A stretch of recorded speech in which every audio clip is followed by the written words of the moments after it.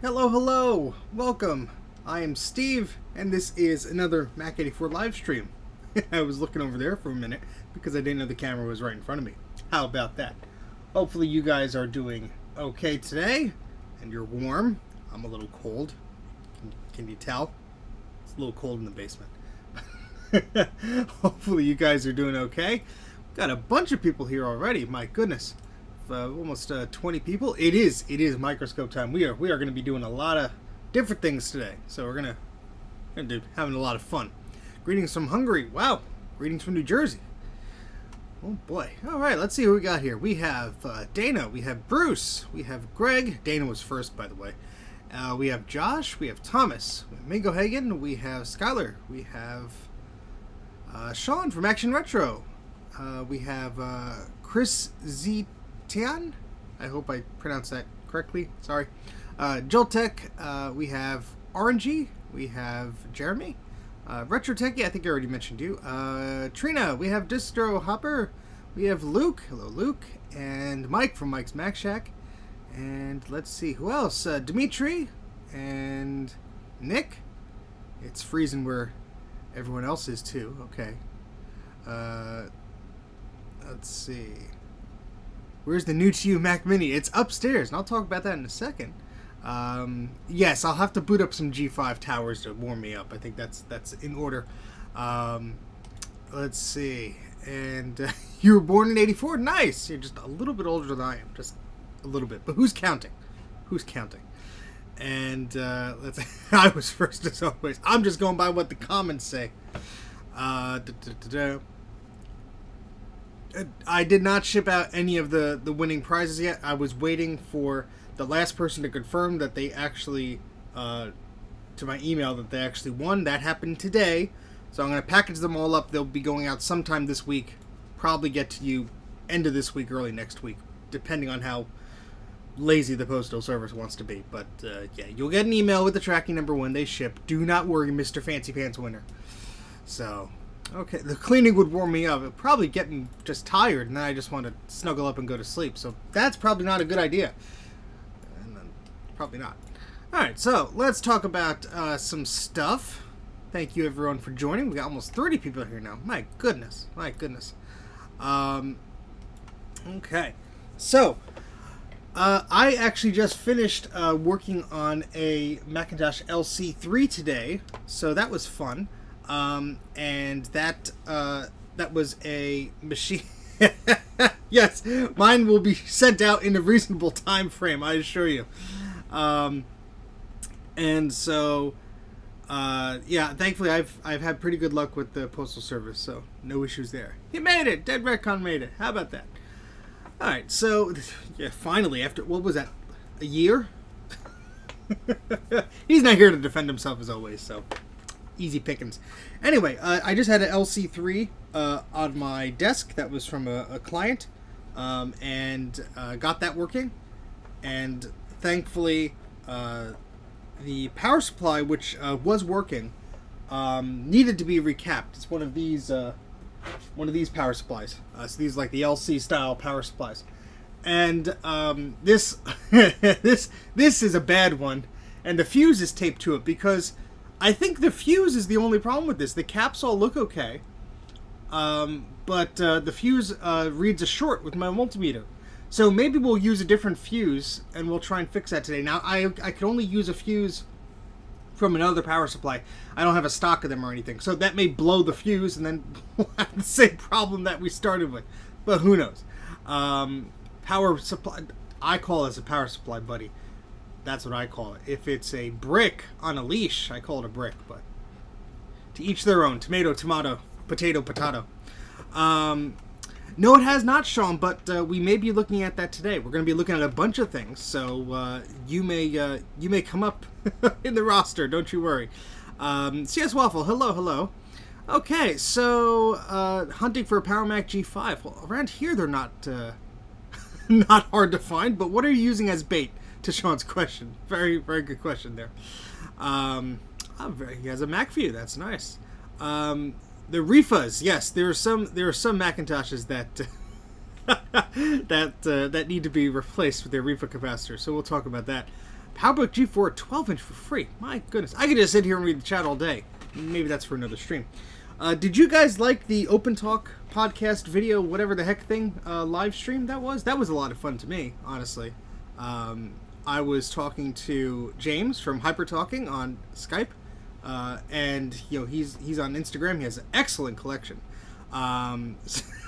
Thank you, Dana. And so it was a fun thing for me to do personally, and there's plenty of more stuff for him to show off.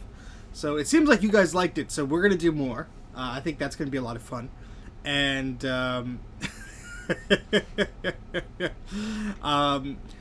I mean, there's plenty of people I'd like to have on there. IMNC, I have no idea who that is. I'm not hip with the cool kids. So Sony CR44 power supply. I have no idea, Joe. So this let me clue you all in.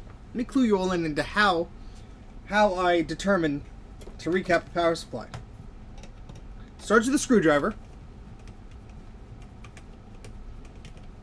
It starts with some twisting.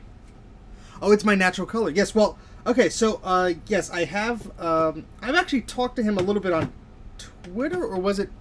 See, I was part of Ken's, Vintage Apple Vault series.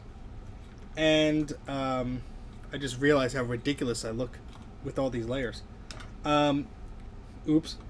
I was part of Ken's Vintage Apple Vault series, which was fun. And he was in one of the same episodes, or maybe not. But anyway, yes, I have a 165. Mike has one, which is sitting right here. Maybe we're going to do that today. So we're going to do a bunch of fun stuff. But anyway, so who here has watched that series, the Vintage Apple Vault that Ken put up? It was an excellent series. Had about 5 or 6 episodes. Really excellent series. Well done, Mickey. So, yeah, that was an excellent series. Now, I, of course, would have absolutely loved to see more of that series, but Ken has told me he has ended that series. So I did what any respectable YouTuber that's obsessed with Macs would do. I asked him, may I continue with the spiritual successor to that show in some regard? And he said yes. So I am working on a new series. It's tentatively titled About This Mac. I may have mentioned it before on some live streams. But the idea is similar to Ken's show, where I will be talking about some historical aspects of a Macintosh or an Apple product, and then go into details about that machine. Well, YouTube says 36 or 37 views, so I don't know. YouTube screwed up today. But yeah, so the idea is to continue the legacy of that show, because I absolutely loved that idea. I mean, that is pretty much what I do to a lot of my videos with these computers. I go into some details, but it would be great not to just show off mine, because sometimes I don't have a personal relationship with like a Power Mac G5. I only used one recently. It'll be great to talk to these collectors and people that I know, like It's My Natural Color, or James, or Greg from Arcade Rods, or Mike from Mike's Mac Shack, or Bruce, or anybody that, has experience with these computers, because I think that would be a lot of fun. So I hope you guys will think that's a lot of fun too, because that's something I'm working on. Don't have any tentative dates or anything like that for it, but just putting that out there. So, all right. Yeah, so back to how I find out, basically, how to recap a board. And you take a power supply apart, like this, and here's one that's already apart. This is one for Macintosh 2SI. And you'll realize that a lot of the caps are missing. Well, you would if the lighting in here would let you see this easily.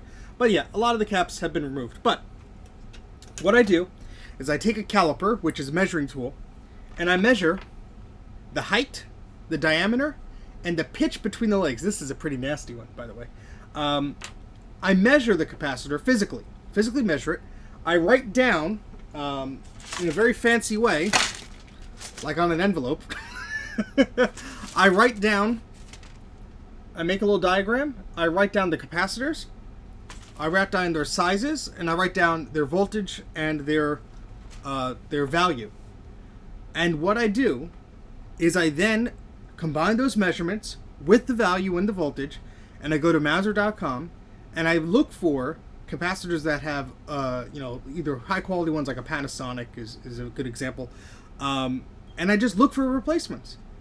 And I make a list of them, and then I go bother the Mac guys, and particularly Bruce, and say, do these look okay, or did I choose cheapo crap ones? And then I order a bunch of them, and then we test it. And that's what I did with the LC power supply that came in from a client. I have never recapped one before, but I went through the trouble of measuring them manually and writing all the information down. And only then was I able to come up with a quote. It was about $15 to $20 in parts, and I charged about $50 or so to recap that power supply. So that just gives you an idea. Now, I cannot easily just get an idea from someone. Oh, I have a Centrus 610 power supply. How much is it to recap? I don't know. Some of those caps could be 50 to 80 cents. Some of them can be $3 to $4. It really depends on the power supply. Each one is different. Each one has different requirements. Mouser.com, which I usually order from, they may not have the part in stock. I may have to order from somebody else. Then you're paying for shipping charges that are at least $8 or $9. So that's a little bit of information for you guys out there. So just so you know, if you are in the idea of, oh, I'll just send the power supply to Steve. Well, there's a bit of legwork that's involved. Thankfully, though, each power supply I do, or each power supply I make a diagram for, is one more mystery solved. Now, what is a bit makes this a little bit difficult is each power supply, there are usually a few manufacturers. So this is by TDK, and you can see it's branded right there, TDK. The one I just recapped was Aztec. Completely different caps in size. They share a few inside. They share a few similar ones, but there's at least 3 unique capacitors. This one that were not in the other one, which means I can't recap this today, even though I just bought a whole bag of capacitors because it's just simply not compatible. So, and sometimes Bruce responds. Bruce probably has my personal iMessages him on a. I'm gonna take this off on a do not disturb thing because I'll just message him and it'll probably be like 11 p.m. at night, and I'll be like, "Hey, Bruce," and he's probably all snuggled in his bed, because he's like, what silly Americans would be up at 4 a.m. or some ungodly hour, and I'll say, "Hey, Bruce, for Macintosh 2SI power supply, are these capacitors okay?" And he'll just look at the message and go, what the hell is this guy on about? And just mute it and go to sleep. And then he rightfully so forgets about it for a few days. So that's what happens. All right, we look a little bit less ridiculous right now, so that's a little bit better. Okay, so yeah, while I was chatting, you guys were chatting. I just scroll through the chat here. That dude is super talkative. Yeah, that's me. Yeah, PowerBooks are fun. PowerBooks are fun. Yeah, I want to do one with Kate. Kate, the idea of having an interview type video with Kate goes way before the inception of that open talk show, and way before we even had her on Mac yet, because I was trying to get her on my show first. But yeah. All right, so you write your stuff up the same way. Well, there you go. It's what we do. All right.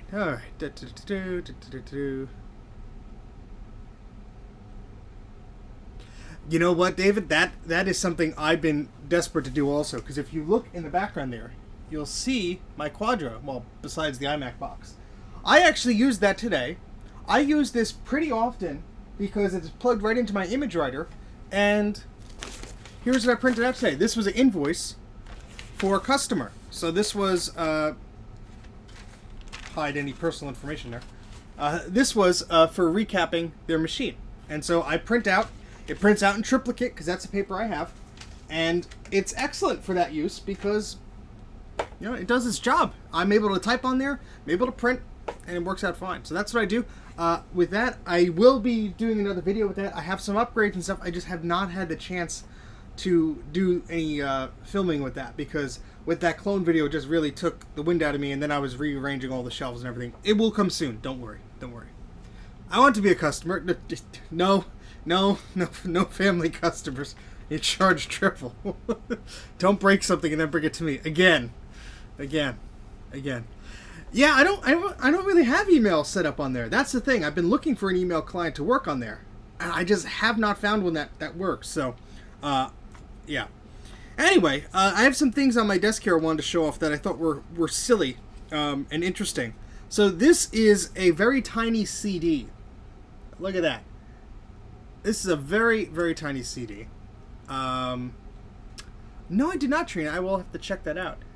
This is a CDR, and look how tiny it is. Just for comparison, here's a regular CD, and here's here's this tiny little CD. There's probably like 70 megabytes recorded on this or whatever. People still make black and white ribbons. Mac Effects used to make color ribbons, and they stopped because nobody was interested or nobody was buying them. I have one brand new ribbon from him, one, and I have some ancient ones, but that's it. He sent one to me, and he sent one to LGR, so I feel very happy to be in the same sentence as that. But I can't even take this. I think it fused to the plastic. This has been in my attic so long. Who knows? Who knows if this is even gonna come out? Yeah, people used to give these away as like business cards, and they'd have like a flash demo on there or whatever. This is is really stuck. Let me try and wiggle this out. I think I got it. There we go. Look at that. Look at that. That is really stupid cool. I'm gonna have to put some information on here. But yeah, that is very silly, very, very silly. But yeah, I don't know how I got this. I don't remember. But I like how there's a little diagram. No, yes, just telling you how to orient the CD there. I mean, don't put this in a slot load drive. You kids today, what's a CD-ROM? So that's going to go over there to be forgotten about. I also found this, the most ugliest, cheapest compact flash adapter I've ever seen. It's enormous. Just like you put the compact flash in there and you plug it. I mean, what if you had ports in the side? That wouldn't. So that's a little cheapo thing. Some other goodies I have before we get on to actually fixing stuff. I think I only have one or two. I don't know where I got them from, Trina. This was an eBay purchase. There's an excellent YouTube channel called the Vintage Apple VHS Archive or something along those lines. I think the guy's name that runs that is Peter. Very nice guy. And I purchased this off of him on his eBay store because after he archives the tapes, he sells them. And this was only about $10 or so. But this is called System 7. Its time has arrived. And yeah, this was not on the YouTube channel because I think he had to take it off. There was probably some music or something in here that triggered something, or Apple told him to take it down. But yeah, I don't know what's on here because I couldn't watch it yet. But I have a VCR set up, so I will be digitizing that.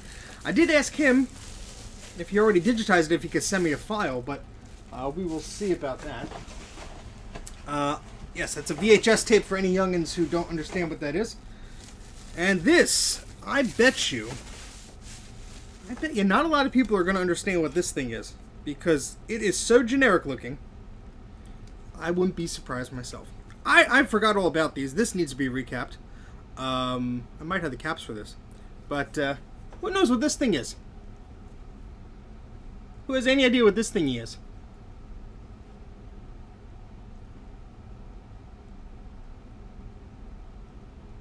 It's not an original shirt. That shirt is at probably Target right now. I think I only bought it last year.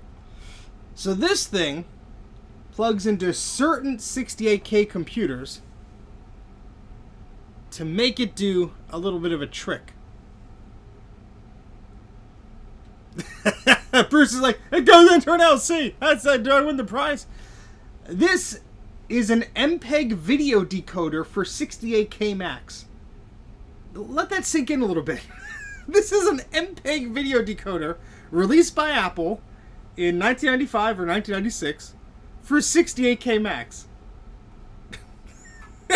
This is first off, I'm very surprised that this actually arrived in one piece. This shipped from France in a label in a package that was thinner than this with no cardboard. It was just wrapped in this like saran wrap.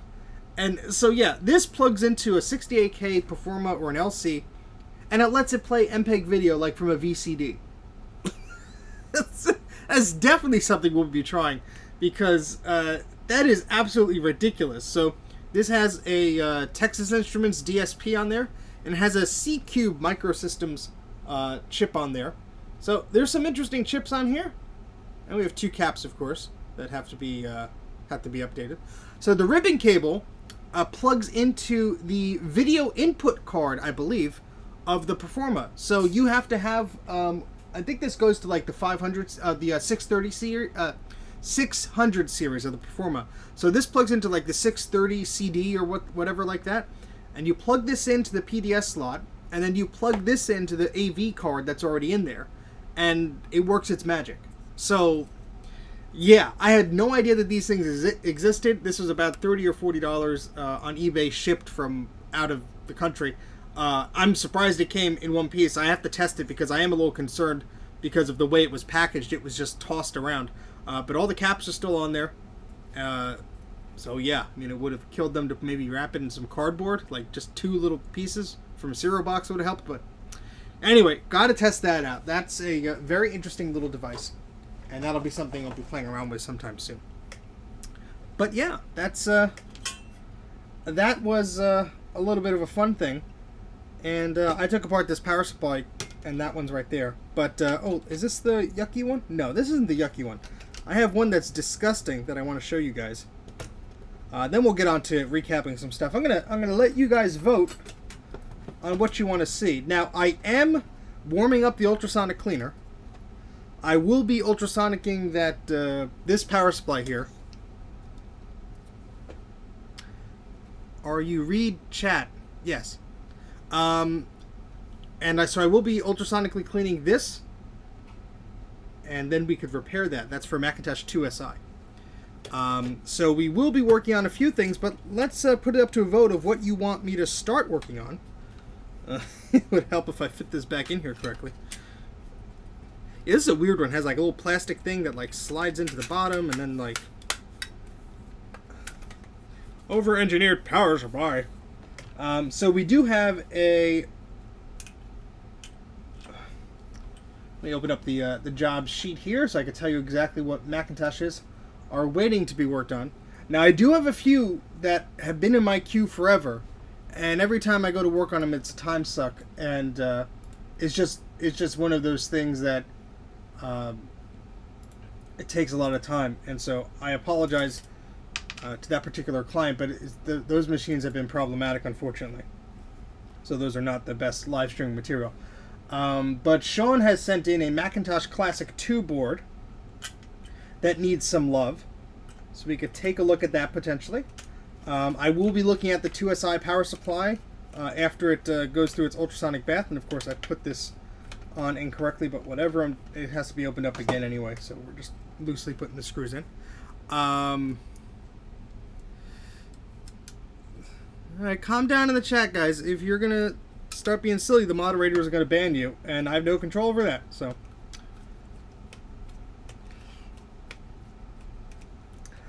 So yeah, then let's see, what else do we have? I have a Macintosh, not a Macintosh actually, an Apple 2GS power supply, and so that power supply needs its reefer caps replaced, and yeah, so that's a fun thing to try and do.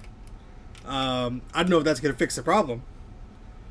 I don't know if the reefer caps are the right ones, but we could take a chance. Anything you think can complete in one go should be considered. Well, that is hardly ever the case, unfortunately. 90% of, and as Bruce knows this, 90% of the boards that we receive, it's never just the capacitors. There's always a bad trace or a bad chip or something. And that is why I have 3 boards from somebody, an SE, a Color Classic, and a Performa 500, well, another classic, a Color Classic also, that still has problems. So, never that easy. But we can take a look. So let me just check. I'm going to stand up for a second. I'm going to check the ultrasonic cleaner in the other room, see if it has warmed up. If so, we're going to dunk this chunky board into the whole thing and let that simmer for 15 minutes. And then we'll turn it over and let it simmer for another 10 minutes. But let me see how that temperature is, and I will be back momentarily. I don't have a camera in there, so you'll just have to take my word for it. But you could stare at my shelves or something like that for a few minutes. Let me get the cursor over here. And yeah, look at the wall of crap. And the ugly Performa display that's sitting right there. But yeah, so I'm going to go and check the ultrasonic cleaner for a moment as I pass by the camera. Hello.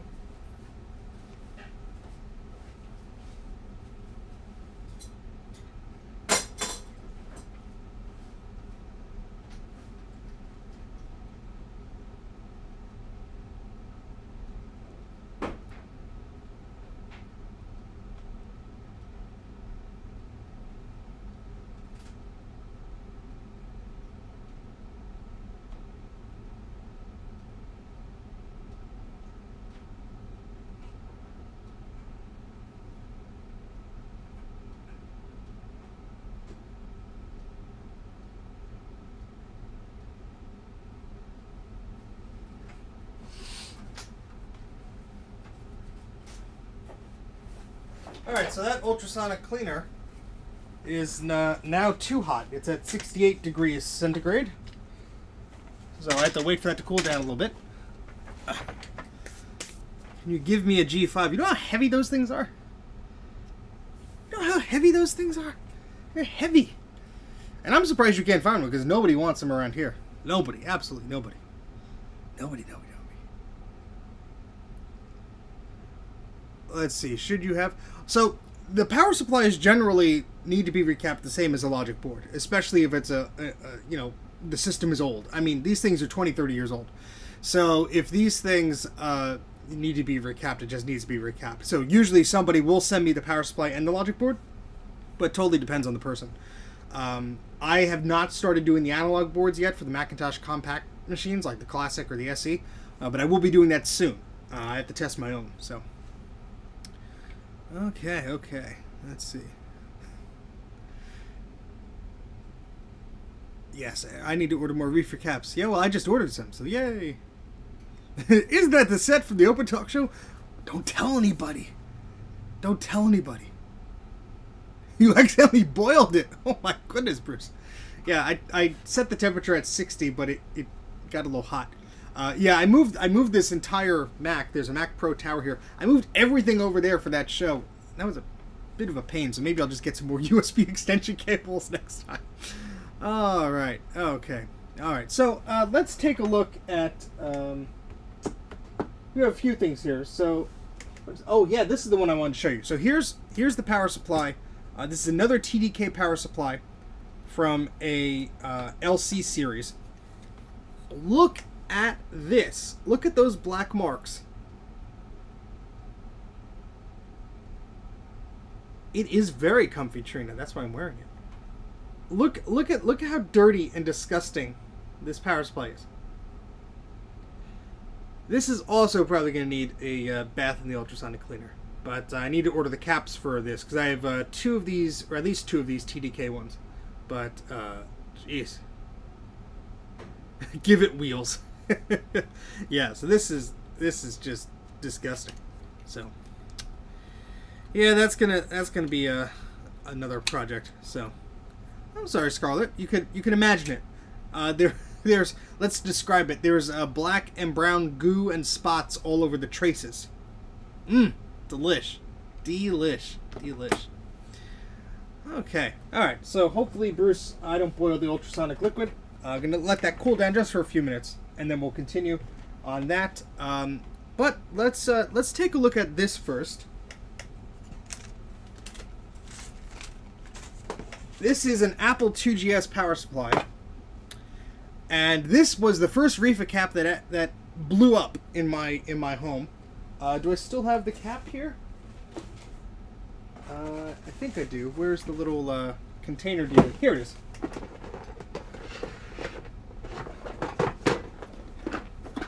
Because of course I saved it. But here is the reefer cap that exploded. You can see there's a crack right in the center. Let's get the microscope view on this. It is quite spectacular. It is quite spectacular. And of course the microscope video does not want to show. Come on.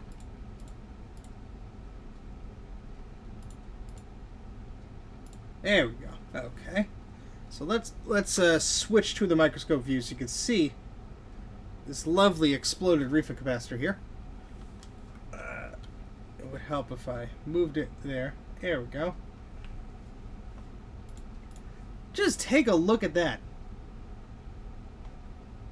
Look at that.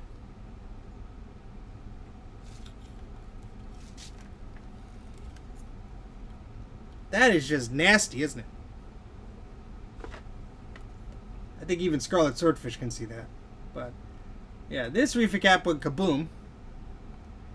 And you can see it's cracked on the side there. And all the magic smoke came all out of this one. And so that's the larger reefer cap. And here's one that did not explode yet. Because there are 4 on the Apple II power supply. But you could see the plastic cracking. And that's part of the problem with these. From what I understand, the plastic becomes brittle with age. And it just lets the magic smoke out. So, yeah, very smelly. And we have 2 smaller ones here. Oops. We have 2 smaller ones. These are very tiny. But those did not fail, thankfully. So actually, let's start with this, because I did buy some new reefer caps. The ones that were suggested to me were out of stock. But I did find a set that I believe will work. So we could see if I'm correct in that. And I will use the collective hive mind of the chat here to give me a yes or a no. How about that? So, because if I'm correct here, those reefer caps should be a pretty quick install, and we could get my Apple IIgs working again. How about that? Where did those caps go? I just bought the darn things. Oh, did I leave them in the box? I probably left them in the box. Yes, here they are. Here they are. Here they are. Here they are. Alright, so I will take out a new capacitor here. So this is a new reefer cap. So the old one, so this is a bit smaller. I'll try and get it on the microscopy. So this is a bit smaller. The original one says PME271M, and so does this one. Now the original one's numbers are a bit different, 40, 08, 5, and 56. I have no idea what these numbers mean, so that's why I'm reading them off. And then we have on this size 275 volts. The original was 250 volts. I assume this replacement part may work okay, but I have no clue. That's why I'm asking the hive mind here. I did buy a few others, but this one, I think these would have fit, but I certainly don't care how it looks. That's why I bought a few different ones, but again, I don't know what I'm ordering sometimes. So I unfortunately just had to order what was in stock, because a lot of them were not in stock. Here's another one. No problems with the higher voltage, okay. Here's another one. Now this is a little bit different. This is a 275 volt. Is this one of the newer ones you guys are talking about, or no? Maybe not. But this is a 275 X2. I live in the great state of New Jersey in the United States. That is where I am. Let's see, what else do I got here? That's an excellent question. I have no idea.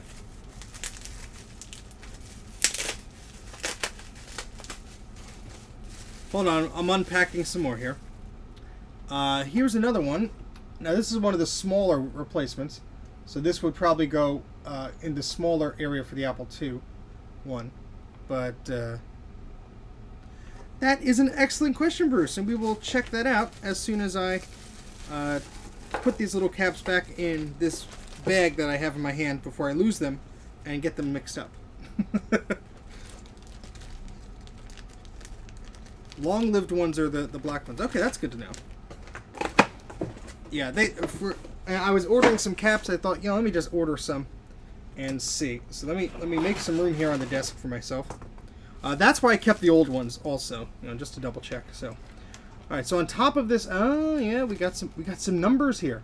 So on top of this one, it says 100NX2, and that's the old one there. So the old one said 0.22 microfarad, I guess, times 2, and this is 100N. So yeah, probably not a match. Then the black one here is 1. Sorry, the focus on this microscope can be very handy here. Yeah, it's very possible. Bruce is like, eh. Yeah, it's very possible I just messed up and just bought a bunch of ones that don't match. Let's see. So we may not be messing around with these today then. These is adjusty this thingy. Hold on. Hold this please. Let me adjust the thing so you can see the thing. So this is a 4N7, whatever the heck that means. I need to learn more about this stuff. Versus a 4700 PF. So that's probably not exact either. 100N is 1.UF. Okay. So that was this guy. I'm gonna write that down. That seems like some information that I should have written down. And where's my notepad? Well, I'm just gonna type it.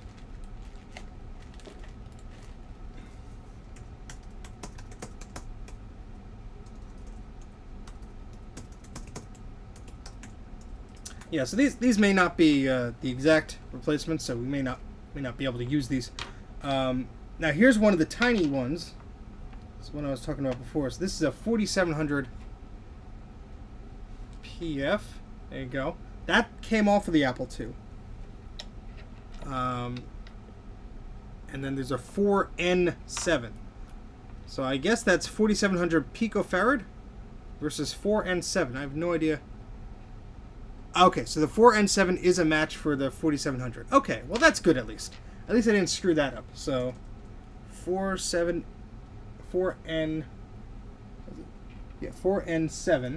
is a match for the 4700 picofarad.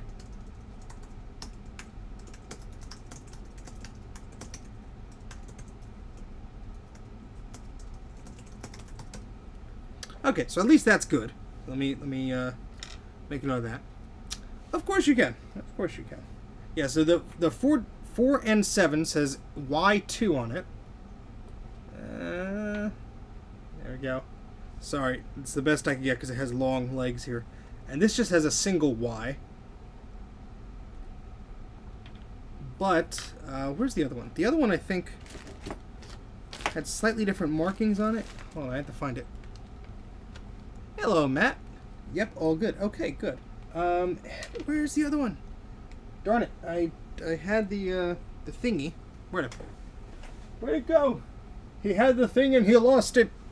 Welcome to another Mac84 live stream of excitement.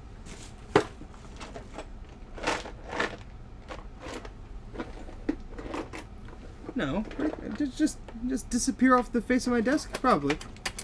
That happens from time to time. We don't like when it happens, but it happens nonetheless. All right. Well, we could take a look at the other ones here. So, more information to write down. See, Bruce is in prime condition today.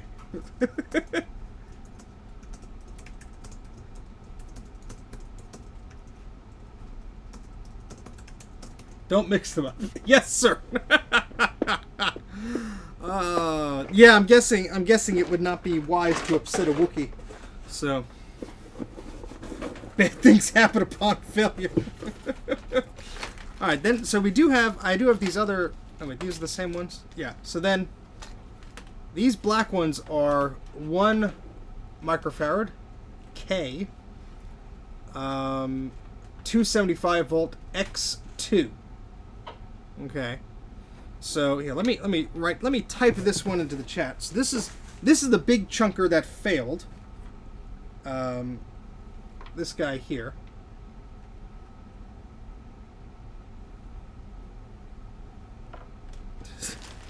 Hey, I resemble that remark. So yeah, let me type this in here. So failed oh, thanks. We will see. This is a 022 0,22 UF. I know I'm streaming early today. What's going on?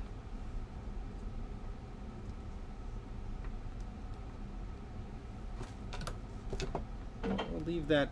We'll leave that there.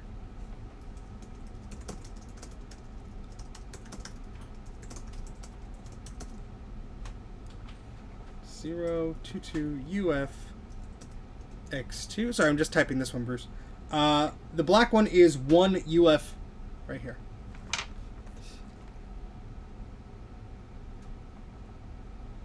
And the rest of the information on that failed Apple II one is 250 volts, PME 271M 40085 56.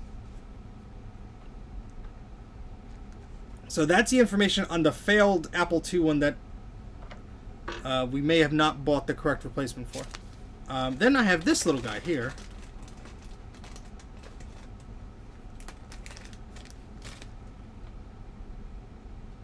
This little guy. Oh, let's see. Let's see. Oh, well, look at Bruce. See, I'm not even looking under the microscope, and he's finding flaws that I can't even read. Doy. Yes, so this must be a 0.1 microfarad. So that's why I ask you guys and don't assume things, because I make an ass out of me and you. You and me. I always mess that up. See, I'm making a butt out of myself already. But yeah, so does not look like that's a direct correlation between that and this. I think those are completely two different values. But I did buy some that were apparently for the Macintosh Plus, which I know take different refa caps. So these could essentially be that. So. Okay, so let me look in the little bag here, because I also have these guys. Now these are 0.01 UF 300 volts. That's a good question. Let me look at the bags that I ordered. These all seem to be 0.1 UF. These are 250 volts, 4700 picofarad. No, I smell another Mauser order in my near future. Those guys must love me because I forget something and then I have to pay the extra charge for shipping.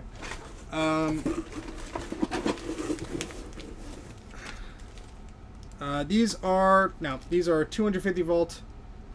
001 UF. Nope. So looks like I got the wrong ones, but I'm sure these will be handy in some form or another.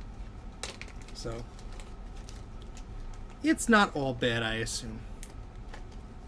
But I just have to make another order now, which honestly was going to happen anyway. So. Alright, so this goes back in this bag. I still didn't learn. I had to write it all down. Now I'm going to forget the second I end this live stream. So, yeah. Alright.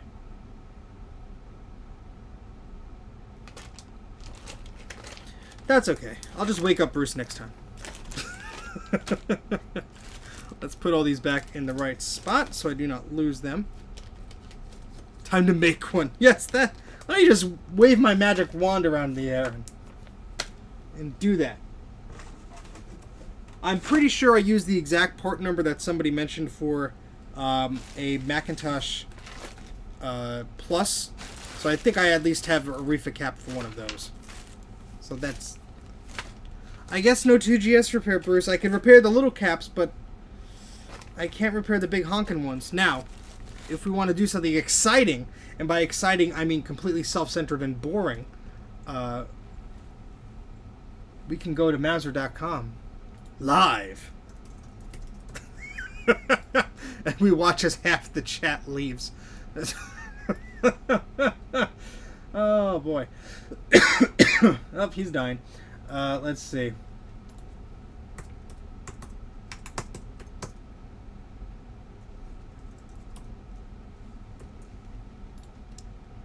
Yeah, if I had a magic wand, I'd use it on the Quadra 48 feet. That's what I would do. That's what I would do. We got a lot. So these are, what was this one? This one was 250 volts. So we need at least that. Apply that filter. And we got one, but it's not in stock. So that doesn't help me. Call for quote. Well, that's all well and good. Oh well. Not too exciting then. Yeah, it is very frustrating to look at some of these things. Especially when you think you find the right one, then you order it, then you look at it and go, oh, because some of them don't have pictures. Some of them just do not have pictures, and you're just taking a chance, like I did. But you know what? At least my experience will aid somebody else. Speaking of which, let me dunk that power supply in the ultrasonic cleaner. I will be back. If you hear any loud noises, that is the ultrasonic cleaner going. Hopefully it's not too distracting because it is in the other room. So yeah, look at this power supply for a bit. It's pretty. It's very pretty, and I'm using the wrong view. So there we go. I'll be right back in a moment.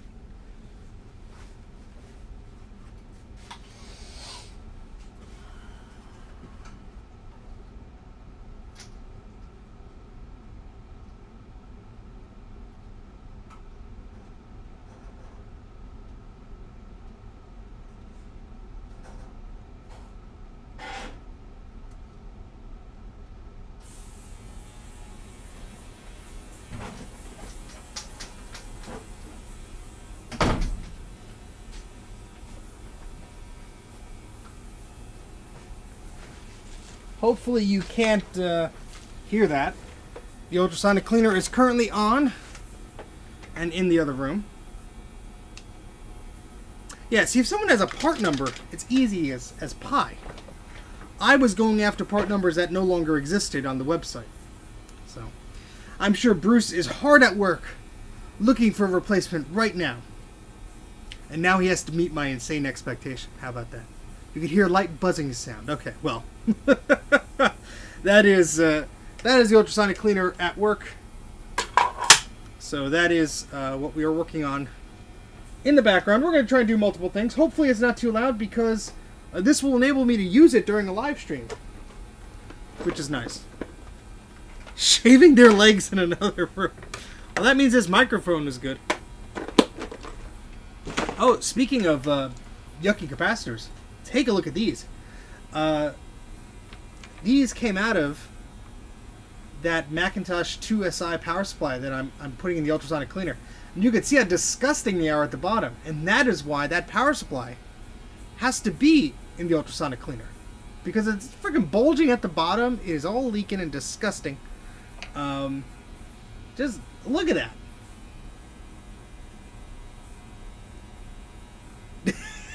Justin. This one was particularly nasty. Look at that.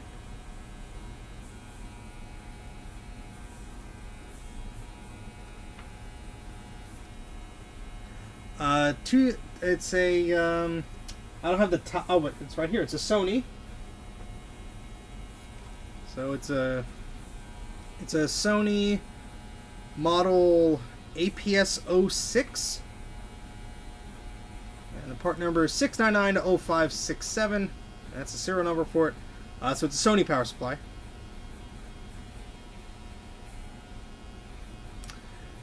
Well, you know what? Yeah, that's the thing. Like I said in the beginning of the stream, that's the trouble, because there's a lot of these different ones. So you basically have to open it up and measure it. Now, if you want me to do that, if you send me the power supply, you just pay the shipping for it. You don't have to pay me anything. If you send the power supply and pay shipping both ways, I'd be happy to open it up, measure, or make a guide or whatever. I just don't have one, so it's very difficult for me to do that. Or I could, tell you how to do it, and you just have to buy a little caliper tool to measure it, about $10, $15 or so, maybe a little bit more. But yeah, so just giving you some ideas there. All right, so we will try and recap that, but that's going to be in the ultrasonic cleaner for 15 minutes on one side and 10 minutes on the other. So that's going to take a little bit. So let's bring out that board that Sean asked. Manufacturer part number. Ooh, let's look at what Brucey found. Sorry I called you Brucey. That just slipped. Sir Brankus of Creations.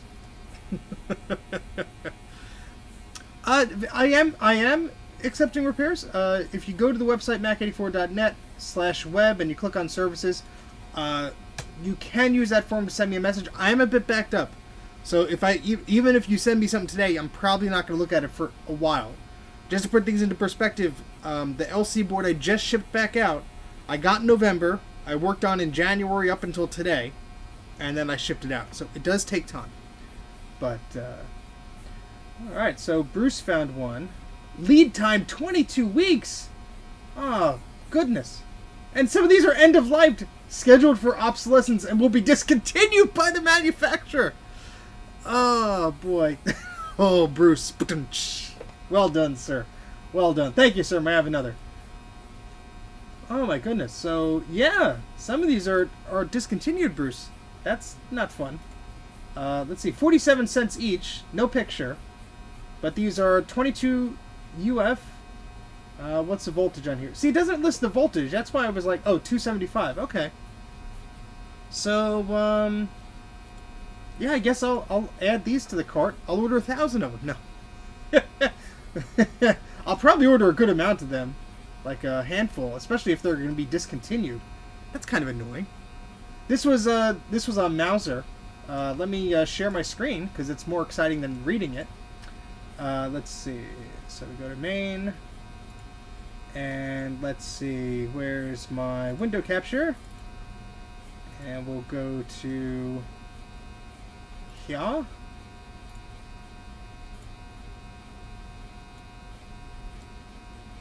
Okay, so here's what I'm seeing, Bruce. My supplier here, they have this one lead time of 22 weeks, but then this one, which is a penny more, has stock of 1,166 in stock. And so, but see, this part number is slightly different than what you gave me. You gave me ECQA2A224ML.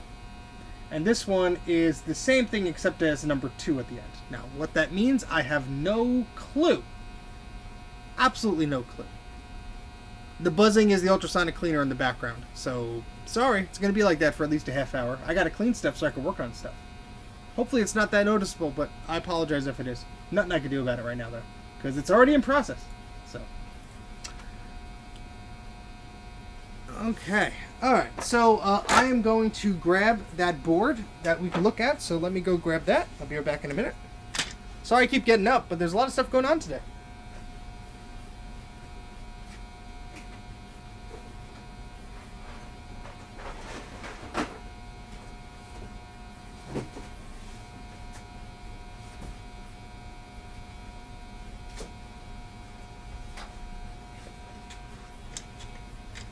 Okay, alright. Mini time. Well, the Mac Mini is upstairs. It's currently plugged in, and it's currently asleep, so I'm not going to wake it from its slumber because it's all set up. I will tell you a little bit about it. It's a late 2009 Mac Mini. It came to me all working, but it only had 2 gigabytes of memory, so I maxed it out to 8 gigs. So I opened it up. I was actually doing it while Mike was streaming the other day. And there's nothing really to tell about it. It wasn't broken or anything. I just had to open it up and upgrade it. But it is a nice little machine. We'll give it that. All right, Sean, if you are still here, Sean, after how long have we been babbling on for without doing anything? For 56 minutes. See how fast an hour goes? Can you please measure the space between the leads on every film? With pleasure, Bruce. Where the heck did I put it? Hold on. Hold, please. Oh, I have to get my caliper. I think it's upstairs. Well, I have to get something else upstairs anyway, so... Be right back.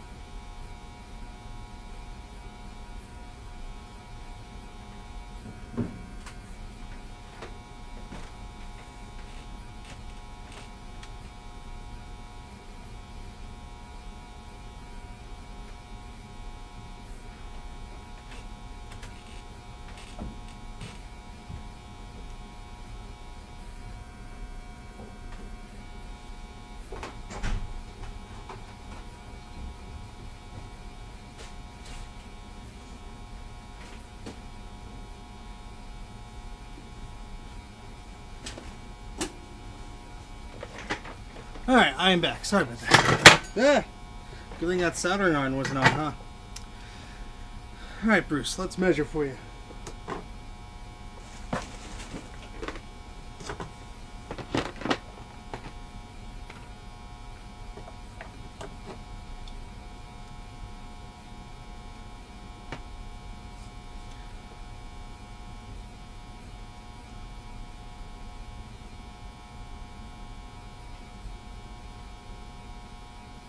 That'd be about 16 or 17 millimeters, Bruce. 16 or 17 milliliters. Somewhere millimeters, somewhere around there. So it would help if I'm typing into the right thing.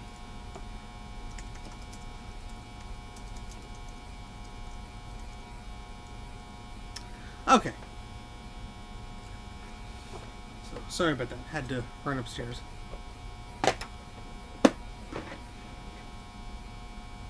Oh, nice, Brian. I'm very jealous.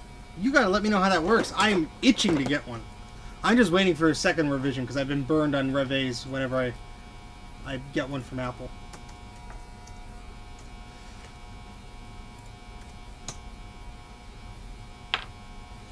Okay, so this one has 643 that can be shipped immediately, and they are 98 cents. That brings me to a lovely website, Bruce, that has worked. And let's see, we have... Alright, so yeah, that's 15 UF, which doesn't really match the 22, but I guess that's okay. Leaving it up to you, Bruce. So... That's the response I get from that one. But while you take a look at that, we're gonna keep moving on here. I think Sean got bored and left, which is okay. No, not right. Okay. Bruce is like, what the heck? That's what the Mauser search came up with. So let's see if there was any other results. Nope, it just goes directly to that page. So, sorry. Give you a little bit of homework to do. Alright, so, Sean is not here at the moment, but let's take a look at this.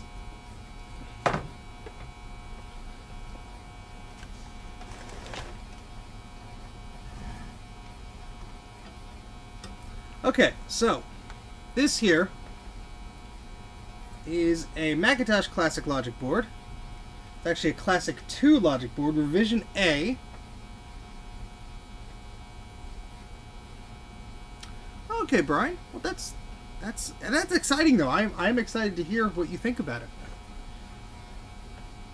it. Steve, that's not right. Oh boy. All right, so this is a Classic 2 Logic board that has had some recapping attempts done by the previous person or whoever else did this, because yeah, this is not my work.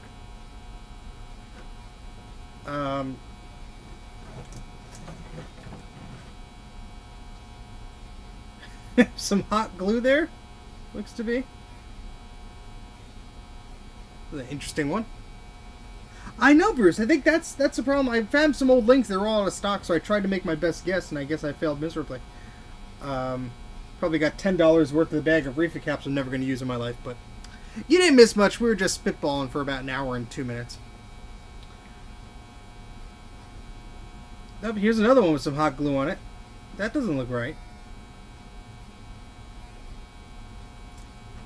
Yeah, no offense to anybody who attempted to work on this, because it may have been the particular person who sent it to me. So we could definitely make this look better.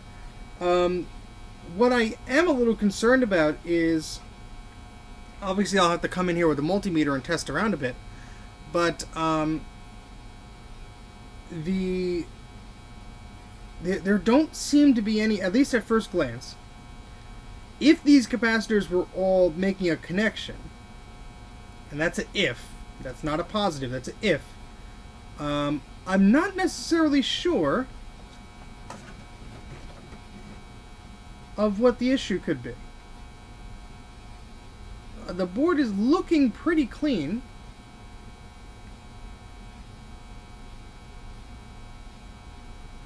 I mean, the issue could easily be one of these aren't connected, etc., but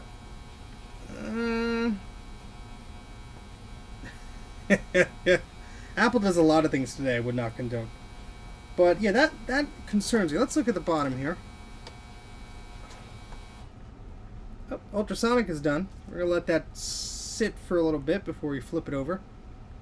Enjoy the calming of no buzzing noise in the background for a little while. Just making sure that there are no little caps that have, or resistors that have been ripped off.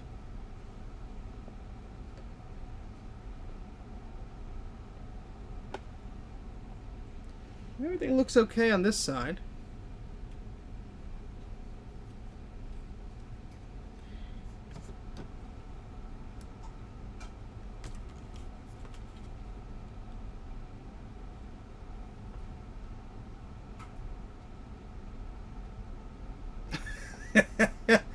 Well, Bruce, you have fun with that.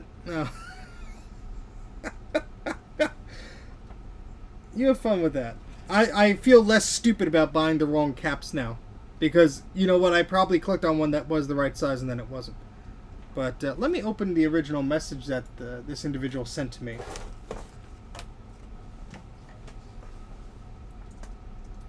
Just to make sure I'm not missing any context here.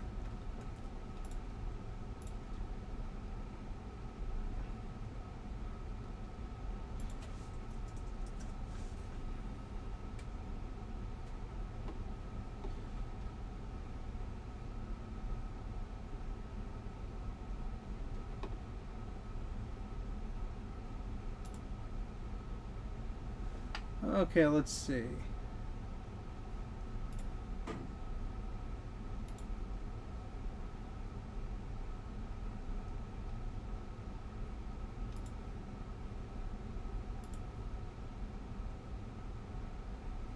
I have to go back to the original request here. We got a bunch of new requests that came in that I have not looked at yet, so my apologies to Mike, Garrett, Tony, Chris, and Joshua, and a bunch of others. Because I have not started looking at these yet. I am too slammed with current jobs. Let's see. This is no sound output from my Classic 2. The logic board has been recapped, and the analog board has recapped. With the testing working board, there was sound output. There was very, very quiet sound from the audio jack. Very, very quiet sound. Okay. Well, to me, that could be the sound chip. That very much well could be the sound chip. But it could also be... The board looks fairly clean, but I could definitely see some goo on here. So... that could be it. And yes, it could be the grounding issue that... that I learned from Adrian's Digital Basement. That was a very, very good watch. I have a keyboard tray for this desk that I finally found. I have to go install the darn thing. Alright, Bruce, we're taking a look at that part. That is 022 UF, 275 volts, 1,000 in stock. Woohoo! That looks like to be a winner, Bruce. Ding, ding, ding, ding, ding, ding, ding. Winner, winner, winner, winner, winner, winner. We are adding 1,000 to the cart. No. Not at 68 cents a piece, we're not. Maybe 10 or 15 of them. So that's a good amount to have in stock. Probably 10 is fine. Yeah, so for those of you who have no idea what the heck we're talking about, Adrian's Digital Basement got a Color Classic board that was given to him, but this board is designed a bit differently. However, let me explain. So, what he discovered was that on a when the Performa or the Color Classic are all put into the case and the board is slid in and the ground plates are touching each other, you will get sound. But sometimes when that ground is interrupted, you'll get very low sound or the sound won't be there at all. And that is basically because the case wasn't on, and of course you test these things out of the case, and then there was some rust and some other stuff that he discovered. So this is a Classic 2. This is a different case design and everything like that. Yeah, I mean, this board could just be an endless loop of looking at things to see why there isn't loud sound. I mean, I would start by recapping this, unfortunately, and that means removing all these lovely caps here.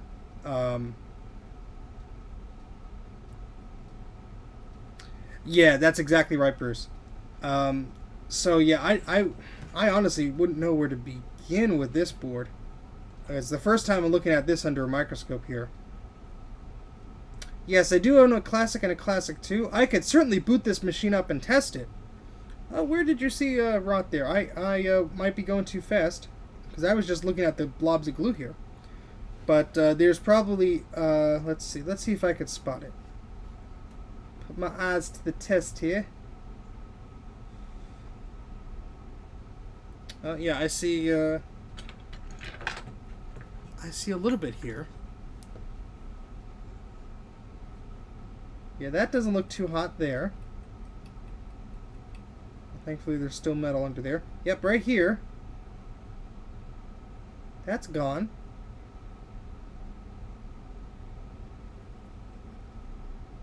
I don't know if that's what you were seeing, Bruce, but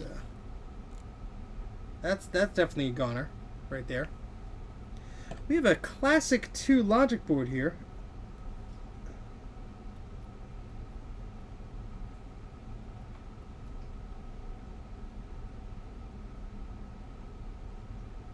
That's definitely completely gone there.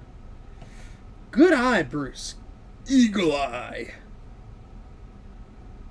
So yeah, and that goes all the way over here and somewhere. That is my technical review of this board. Yeah. Here also. Yeah. The only hesitation I'm getting from working on this board right now is I'm not sure if the price I quoted is going to cover this level of trace repair. That is my only hesitation here. Well, let's just keep looking. So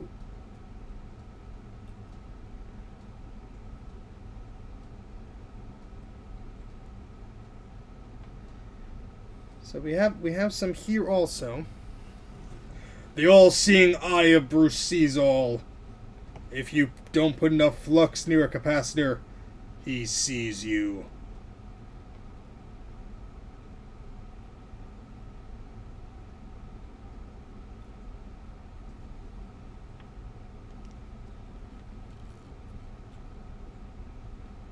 Yeah, that's pretty nasty.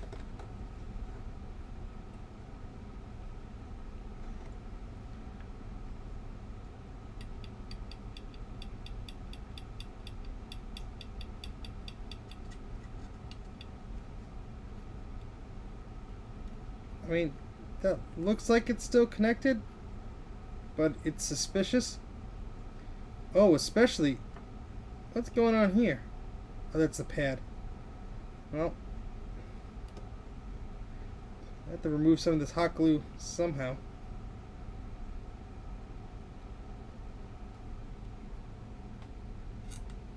I do not like this already. Yeah, that trace has a little bit of a hole in it too.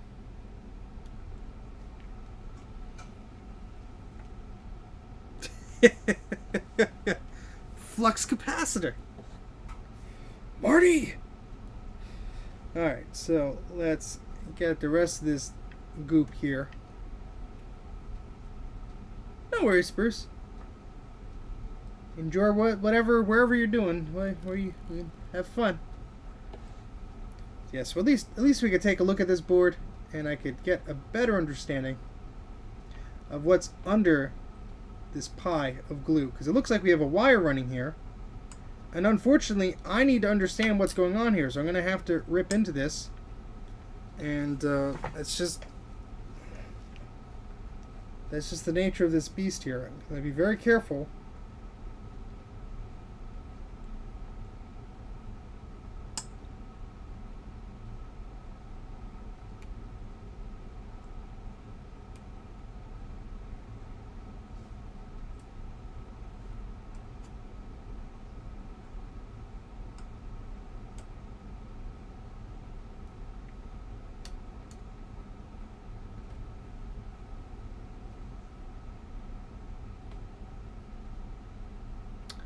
Oh, so 3,000 yen. Hello and welcome to the stream. I don't believe I recognize you. Yes, this is a HC110 camera. Yeah, everything is moving on this board. It's very concerning. So I don't really have any tips for this. I adjusted the focus. Now I did go into the settings with just the HDMI cable plugged into the television. Because this is USB on the computer, but just switched the HDMI cable and I changed it to the right resolution. So you might have to do that without it being plugged into the computer, just powered by USB, like a brick or something. Then you can access the menus on a TV. The documentation is quite poor for it.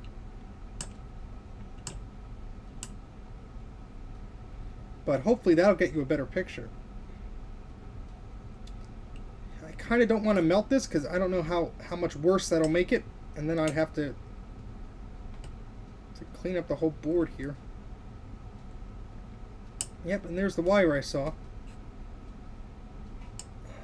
So there was some trace repair here, but from the damage I am seeing from the other traces, I need to be able to see where this is going.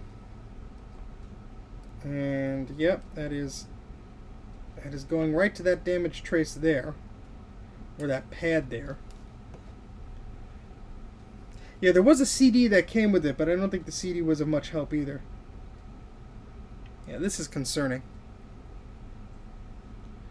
Yeah, I mean, look, I never shame people for doing things a way that I wouldn't. It's simply that I would have not gone this route. Cut you off a slice of glue here. Yeah, there's a lot going on here. Which is concerning.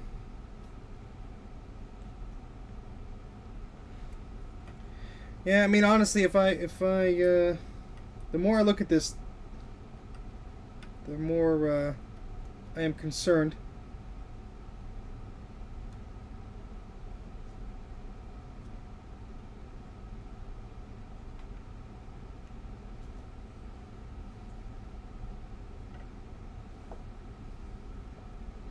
But in order to understand this board, I really need to take a deep look at it, and that is very concerning because if I pull this glue in the wrong spot, it'll probably just rip everything off from the board. So I'm trying to get as much of the glue around it off, Because we already found 2 traces that need to be fixed. I'm sure there's more. And if this cap leaked, where this old cap was, if that leaked, I'm sure that there's some gunk under here. And who knows if that would solve it or not.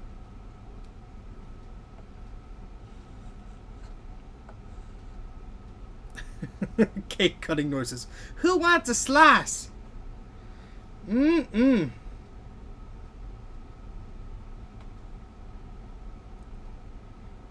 Yeah, this is one of those cases where if you really don't have a microscope, a repair like this can be very difficult. I'm not saying it's impossible. I'm just saying it's very difficult.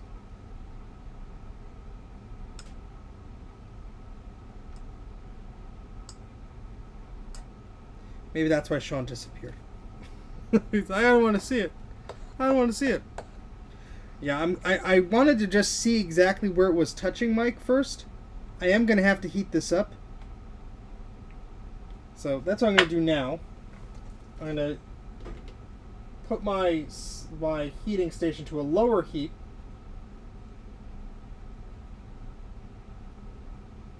Let's try around 300. It's usually near 420 or so.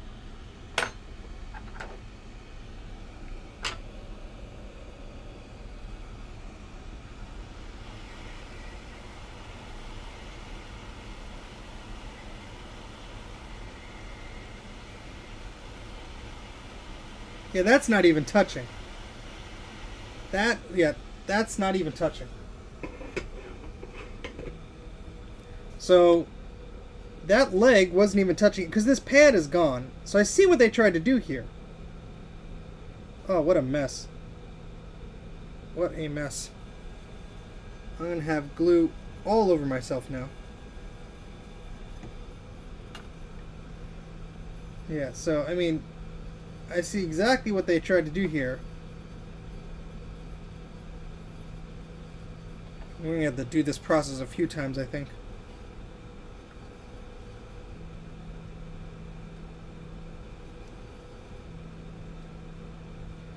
Because if somebody sends me something, I try and fix it. I'm going to try and do it right. Now I'm just going to clip this cap off because I do not need to keep that on there. And it's just going to cause me issues.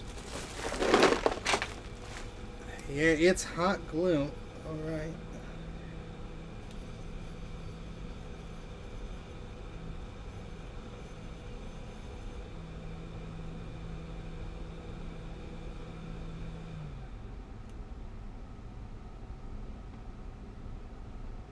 It's just attached with glue at this point, but I want to cut it.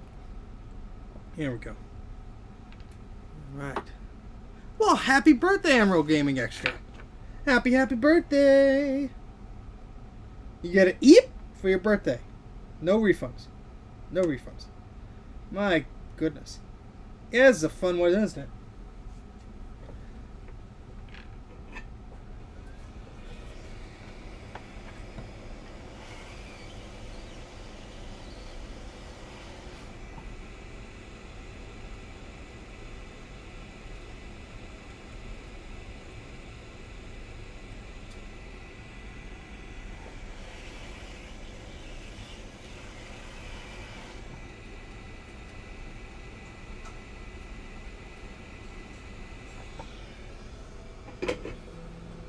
Oh, this is be a royal pain in the butt, I swear. Oh, boy. Oh, boy. I mean, how do you remove glue like this?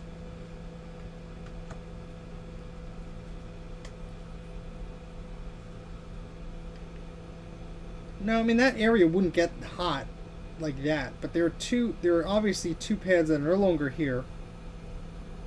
An attempt was made.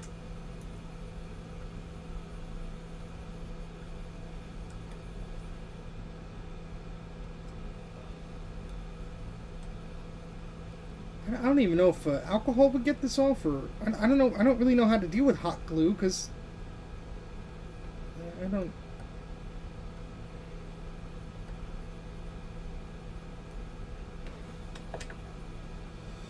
Oh boy.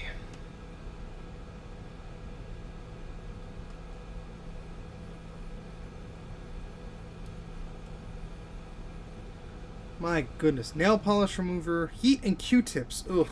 I think that would just make him even more of a mess, but we could certainly try.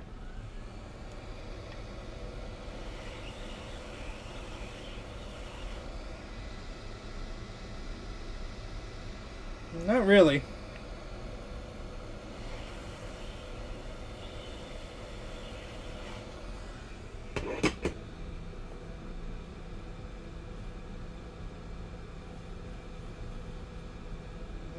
We're just sort of pushing it around. And now all the stuff from the Q-tip is there. Never mind. Oh boy. Oh boy.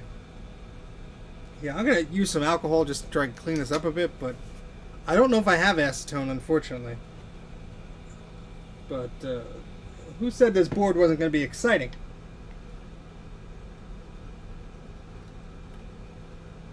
Okay, that seems to be helping.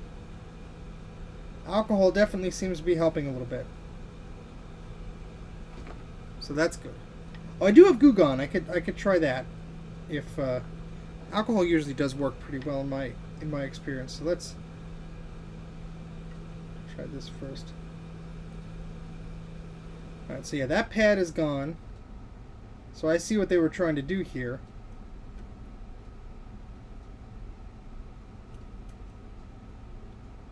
Oh, sorry, this is sort of out of the area here. We're also out of focus for you guys. My apologies.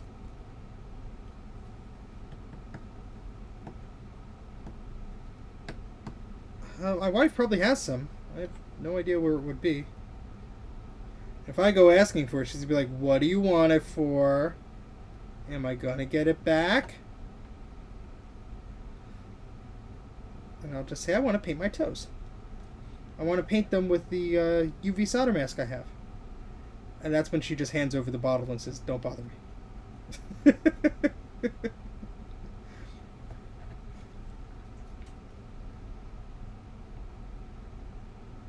Now, this is working fairly well, though. I'm glad I sliced off some of the big chunks, because that would have been more annoying if we had more of it on the board. But we only had some clumps on here, so... Yeah, this trace needs to be redone. Mmm. This is delicious.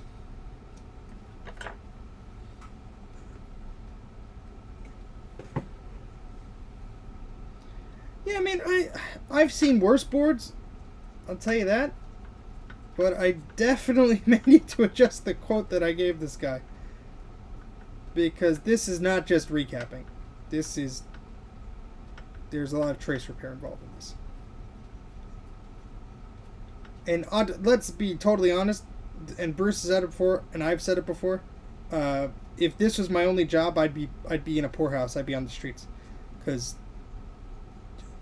what I charge for these types of repairs would not be sustainable.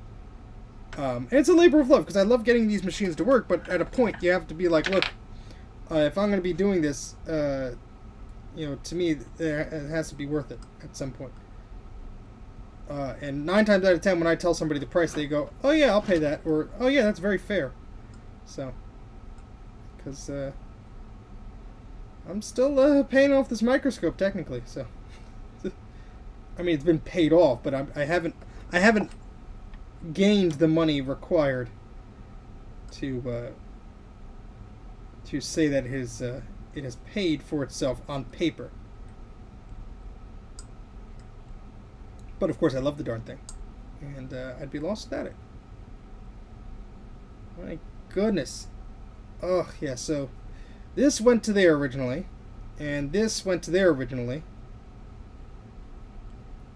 Thankfully, I have my own boards. I can double check things, but you know, concerned about this, concerned about that, concerned about this. There's this other one over here that has glue on it. That's concerning, because why? Why? What's the going rate for hot glue removal? Oh boy. So JDK, why are you recapping the the power computing? Is it not working? Is there a problem? Or are you just doing it for funsies? Is it the power supply? Is it the logic board? Oh, this stupid cap is moving also. Yeah, we're gonna remove this. I bet you this cap is hardly stuck on there.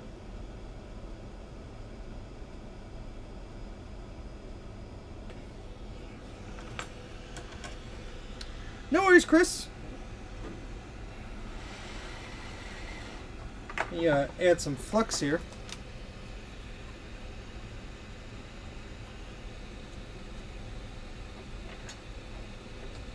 The onboard sound is gone. Oh, that's strange. Yeah, a recap may fix that.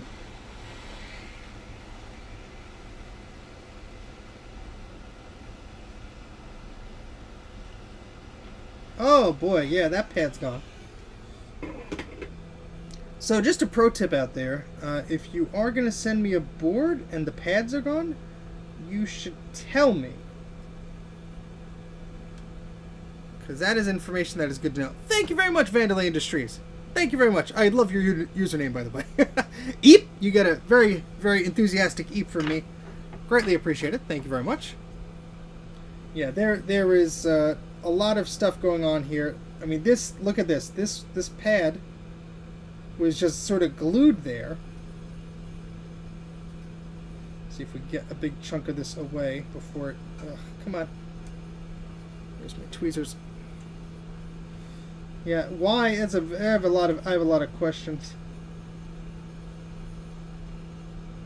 I have a lot of questions.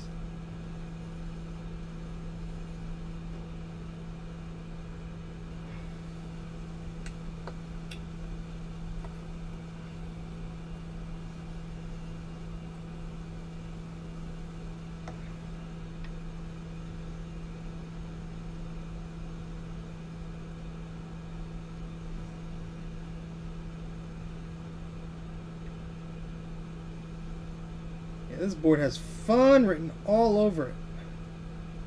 Oh, good. That wasn't too bad.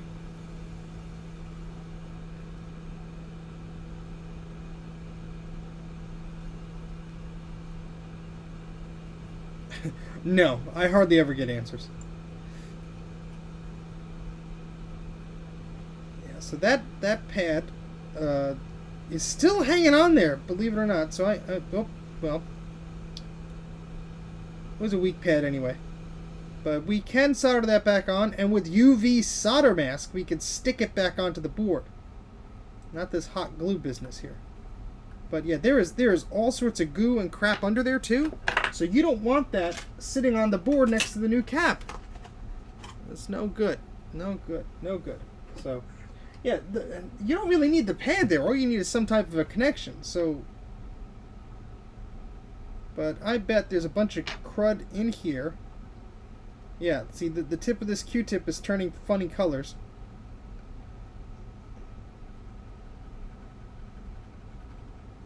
Yeah, so there's still some capacitor goo and junk that was in here, which we need to get rid of. And yeah, these pads are not too good. But yeah, this trace right here is concerning also.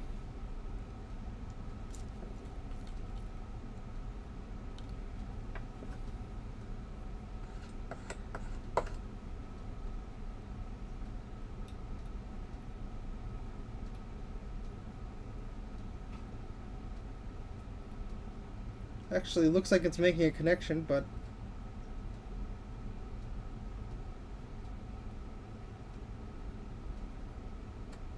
yeah, you stay there.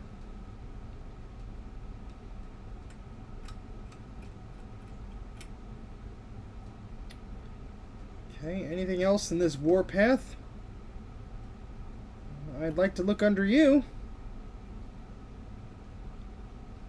Because... I am concerned about this whole board at this point. Make more noises. Speaking of noises, let me turn over that power supply for another 10 minutes. Because if we give up on this for now, because this might take some time offline, I might have to consult with the guy of how much he's willing to dump into this. we might be able to work on that power supply. Or Mike's PowerBook. Hear that, Mike? Work on your PowerBook, maybe. All right, so let me go grab that. I'll be right back.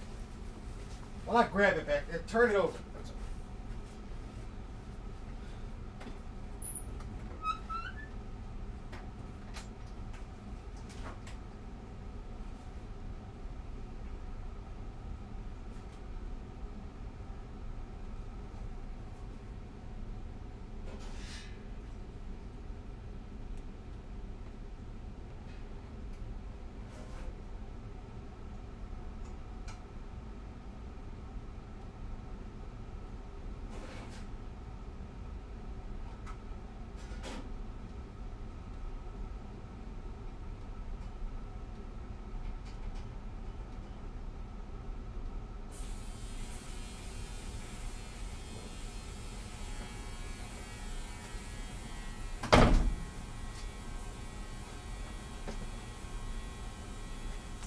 Alright, so that'll be only turned on for 10 minutes. And then the noise will end, I assure you. Okay. This is the second spot where the hot glue was. So the first hot glue spot, let's take a little bit of a road trip. Well, that's factory hot glue, actually. This is where the first hot glue spot was, and there's still some little remnants there. No, it's a PowerBook 160 and 165 that Mike sent me.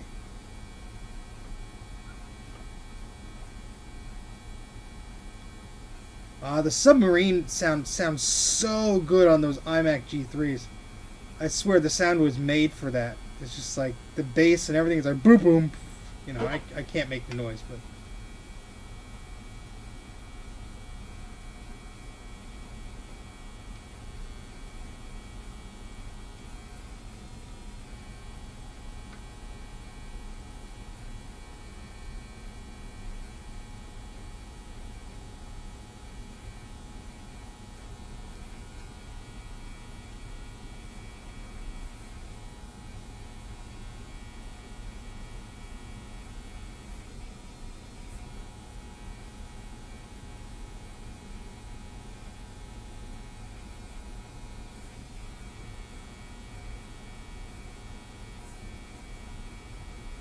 Yeah, the only problem with that uh-oh sound is when you have that set and then there's a minor dialogue box like, oh crap, what happened?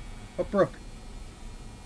I always used to make the computer say like things like, it's not my fault, before, you know, the error boxes. That got old fast though.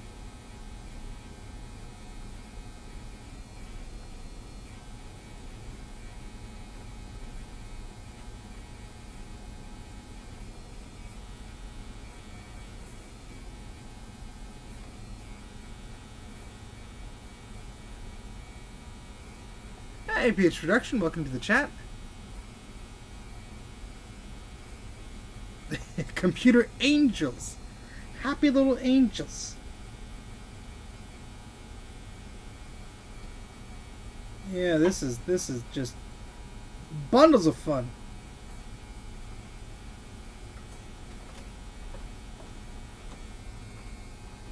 Okay, so I think I got most of the glue out. Now what concerns me is this. This is what really concerns me. Because if these pads were dirty from the old caps, they were not cleaned. So there's probably cap juice all under here, under all these caps.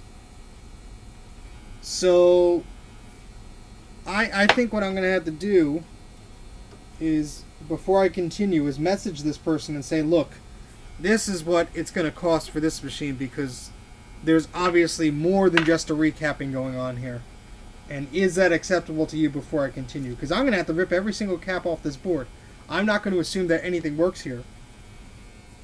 And I'm sorry if they put any effort into it, but that's I cannot assume things.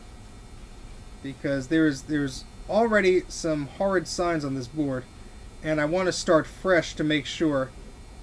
Now this glue is factory. That actually is factory. That's a jumper cable from this chip all the way to the startup chip. Microscope like this with all the attachments. The camera's $200 alone. with shipping and everything, came to around $700, $800. Well worth it, obviously, but not something that a lot of people can just go and dump money on. I couldn't dump money on it until I saved up, but...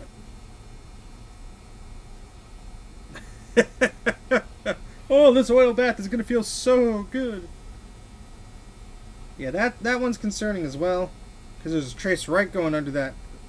But honestly, I mean, look, if the whole purpose of buying this microscope was to repair my personal Macs, and the reason I'm doing repair services is to pay for the microscope.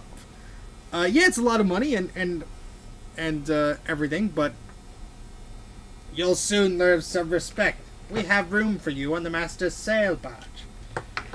Oh, don't get me quoting Return of the Jedi. We'll be here all night. Okay, but yeah, this board needs a lot of rework. I'm quite concerned in its state, and so we're going to put this back from which it came, and we're going to look at Mike's PowerBook. You still awake, Mike?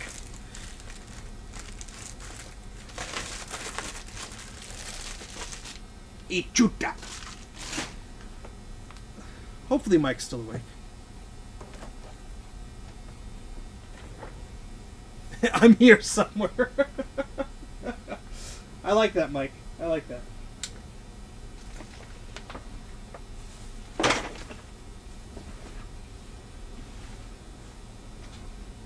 Alright, so Mike's PowerBook is currently in pieces. But that is because we had to take it apart.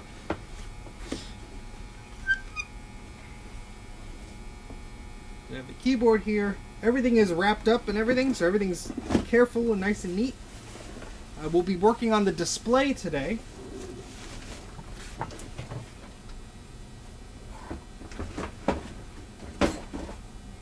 Because that is what needs to be recapped, the display of this PowerBook.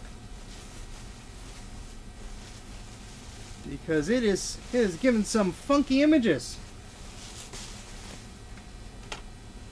Now this is a passive matrix black and white display.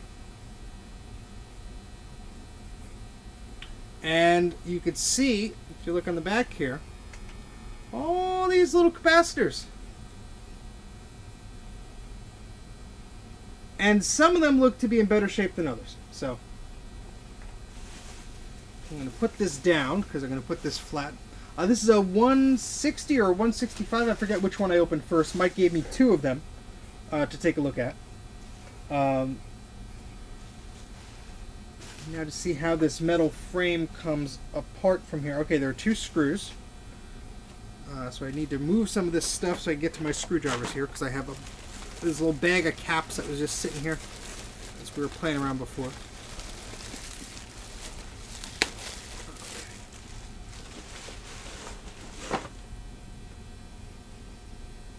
Oh, yours is a 140. Okay. Neat.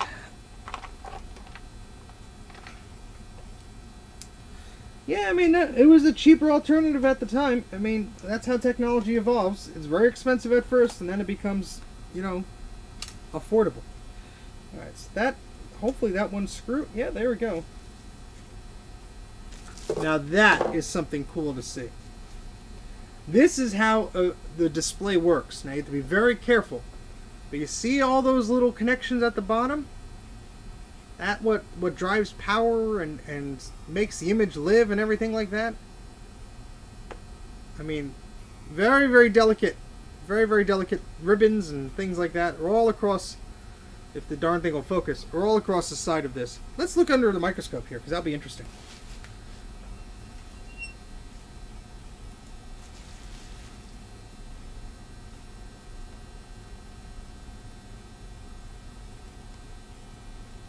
So that is one of the connections for the PowerBook. Oh, Bruce, you missed up a lot of hot glue on a Classic 2 board. Ugh. Yeah, so here is the edge of a PowerBook 160 display. I do not believe so.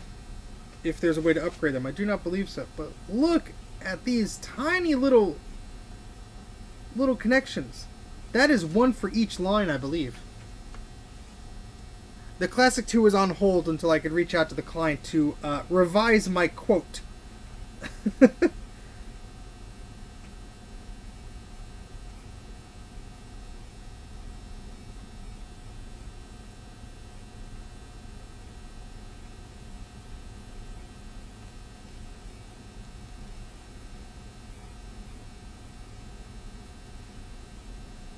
Oh. Looks like just old flux there. Alright, so yeah, this is the display. Now I'm going to carefully turn this over because I don't want to... Oh, I was afraid that was going to happen. The whole thing was going to move. Alright, let me lift this up. See how it's connected.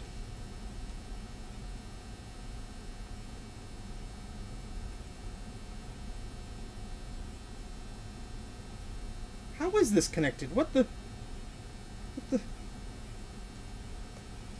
It just came off. How is this connected, though?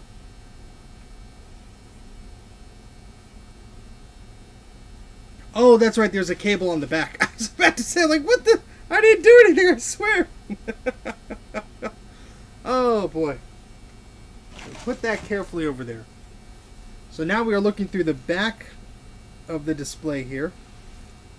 And we're going to have to dust this off, too. But be very careful, because, oh, my goodness, this is not going to be fun. Oh, boy. Yeah, look at these guys here. Yeah, those are leaky ones. I didn't break it, Mike. If I broke it, I'd give you mine, to be honest. Ultrasonic done. Yeah, that's my thinking, Jay.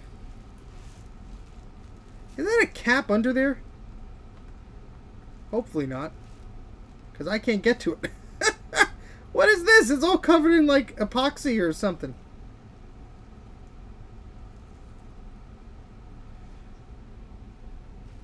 Oh, how horrid. Oh.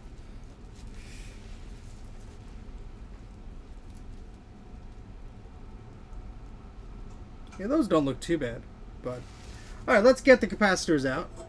Because I bought a few different ones so we can measure here.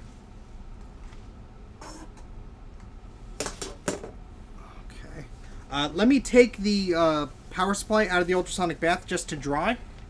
Have you ever worked on a PowerBook G4 Mercury? No, I have not.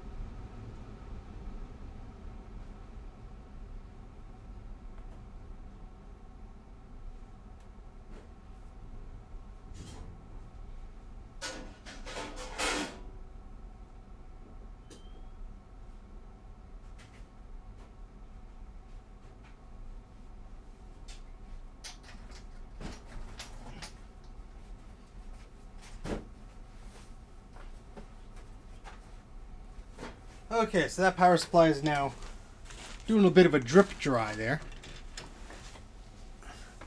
Jay's been snoozing. Jay's been a little snoozing. You a little sleepy? Oh, you're sleepy. Yes, we're going to talk to Jay like we talk to a dog. Alright, so that cap looks good, so we're not going to replace that. No, that's... Oh, this is a little concerning, I must say, but I'm going to go very slow. Very slow. And we're gonna have to use the soldering iron because I'm not gonna put the heat gun towards this. Okay, so let's, should I use the larger tip here? Yeah, I think I need to use the larger tip here to get some of the heat where I need to get it. So, well, this is going to be fun. This is going to be absolutely fun on a bun. So let's start by working on these ones that are off on the side here. Put some flux on there. Use my solder wick. The old-fashioned way, like Mom used to do. The House of Math. Quick, Jay. What's 57 divided by 4.8?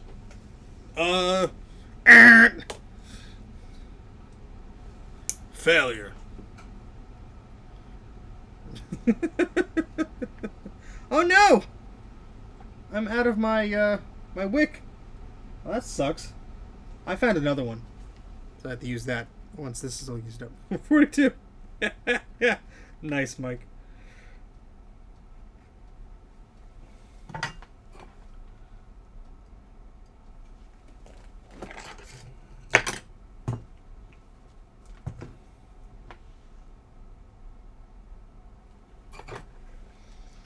Let's see if we can help this out here.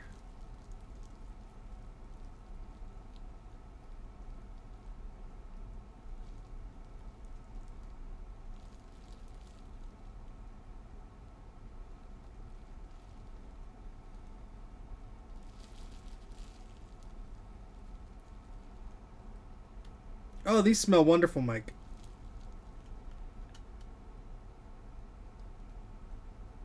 Absolutely wonderful.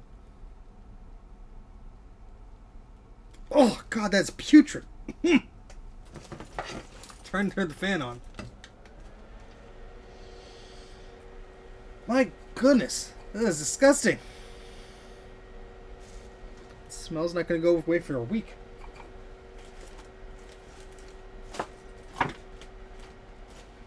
I don't know. I'd rather be working on the glue machine now.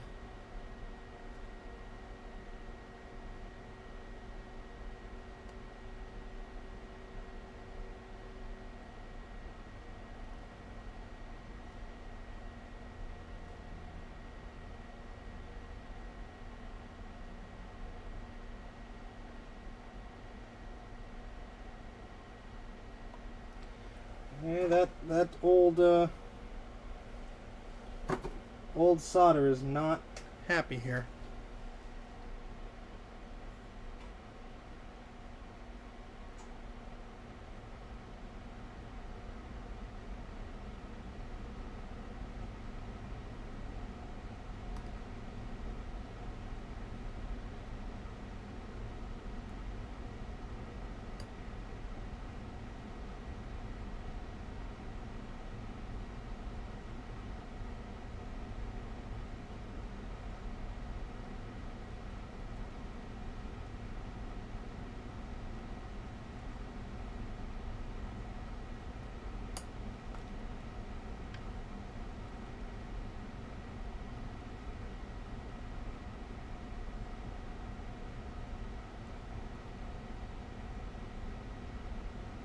It wants to come off.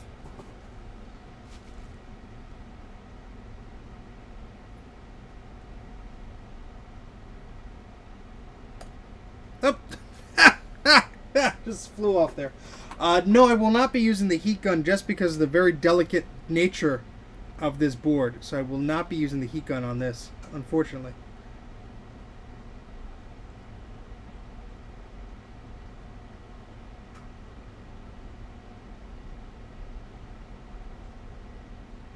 Oh yeah, just look at that crud.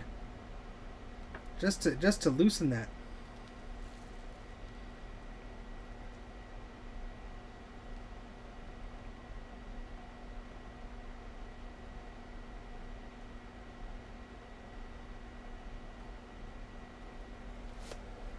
Boing!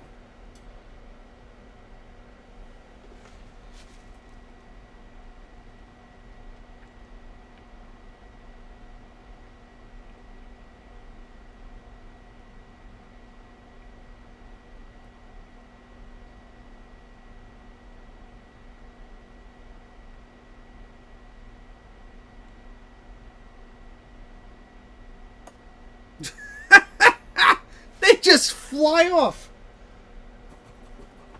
That one just flew off there. I don't know if you saw that, because the microscope wasn't pointed directly at it, of course. But it just flew off there. It just went phew. It didn't pop. It didn't pop. I hope the pad is still there.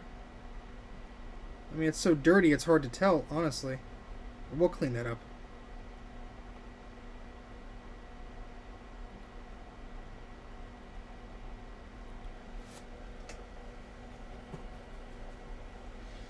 Yeah, I'm gonna step on that cap like tomorrow and be like, "Ow! What the heck is that?"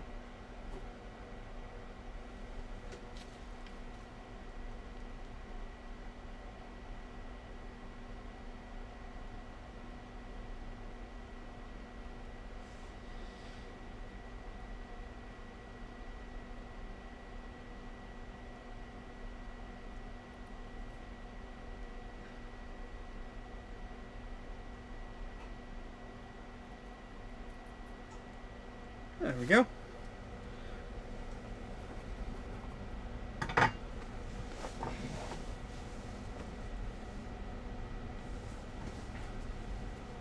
Contents under pressure, yeah. Alright, so... yeah, this needs to be cleaned up considerably.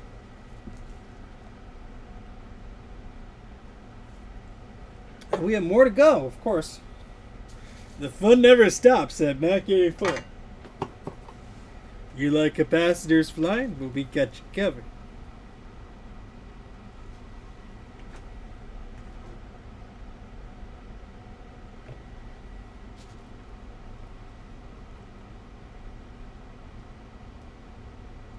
Oh, look at all that dirt. Disgusting stuff.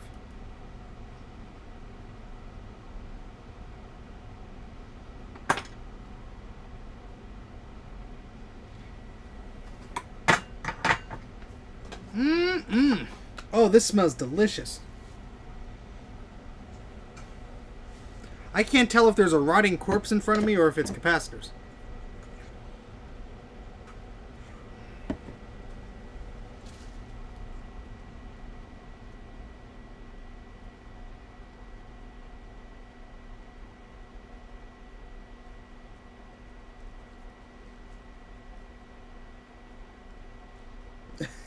Holy water. Yeah, I think I may need some of that.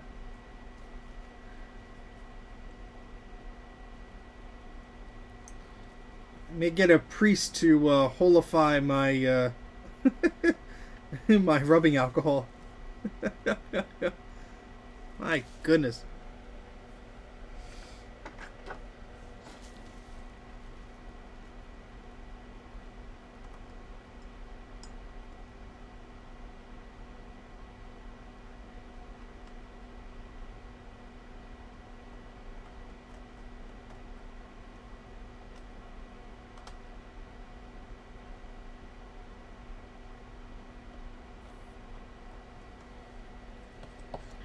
It's a nasty one. We're getting a lot of nasty machines today. My goodness.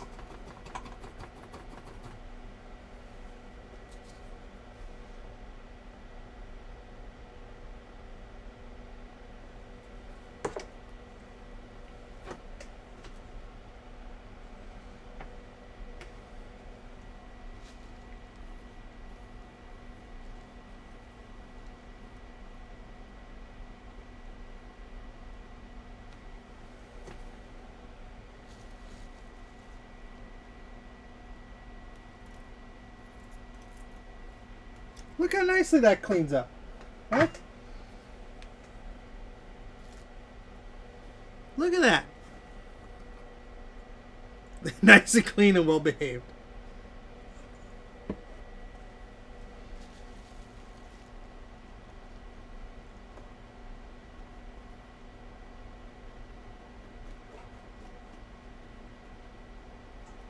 Let's just look at that.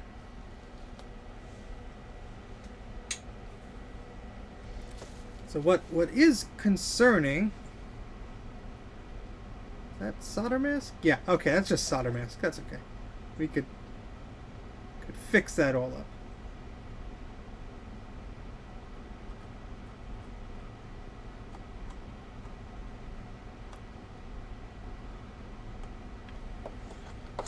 All right, so that's clean enough for now. We will clean that up more before we're going to put new caps on. But let's remove the other ones.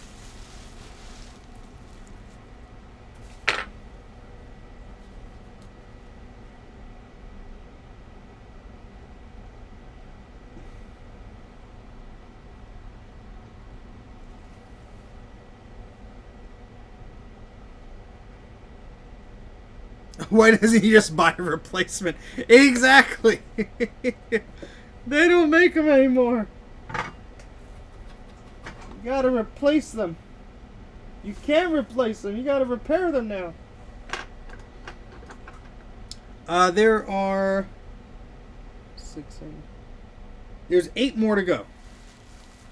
6 more of these tiny little guys.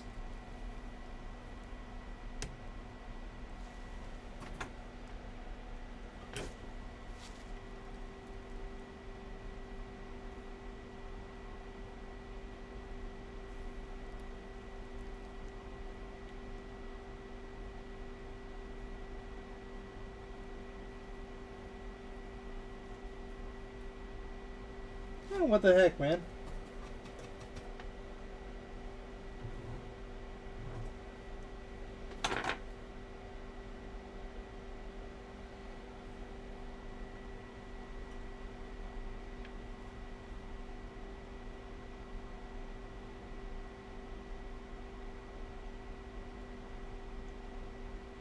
There we go. Get all that gunk off there.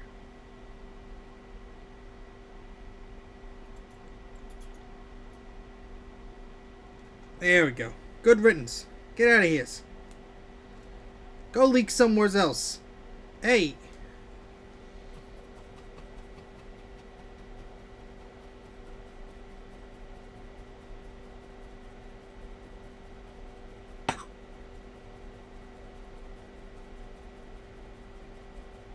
No, glue is perfectly acceptable when it makes sense, but I understand why somebody may have used it, but I would never use it in that case on a computer. No, thank you. I mean, if I didn't know about solder mask, maybe I would assume that, but thankfully I know about solder mask, and I would not use glue. Okay, there goes that one. Be very careful for this one.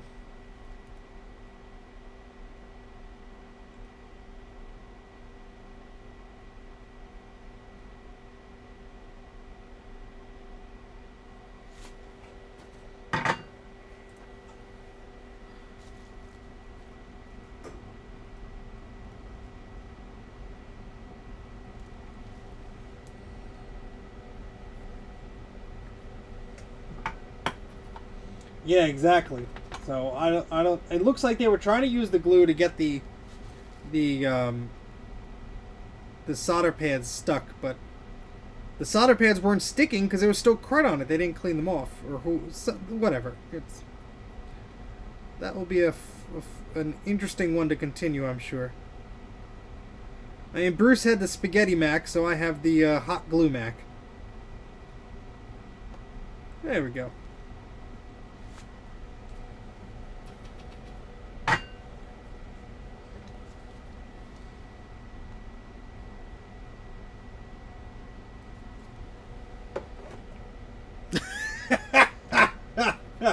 Very good, Leo.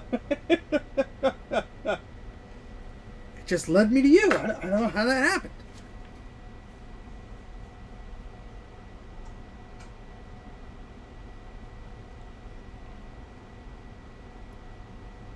That's a very cool little device you showed on Instagram there, Leo, of that infrared Farallon IR talk adapter.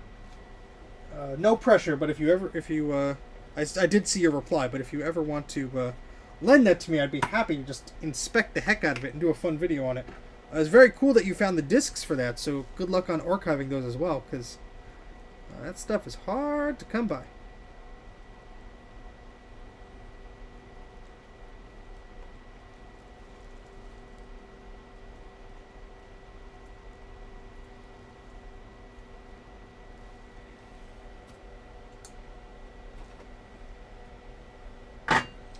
My Goodness, goodness, goodness.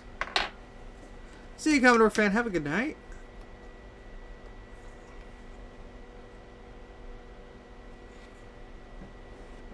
Ah, very cool. Good, good, good, good.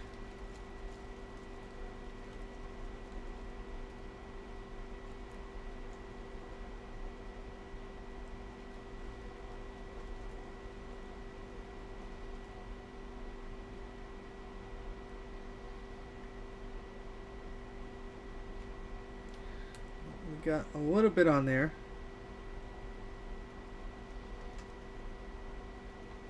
That should be okay.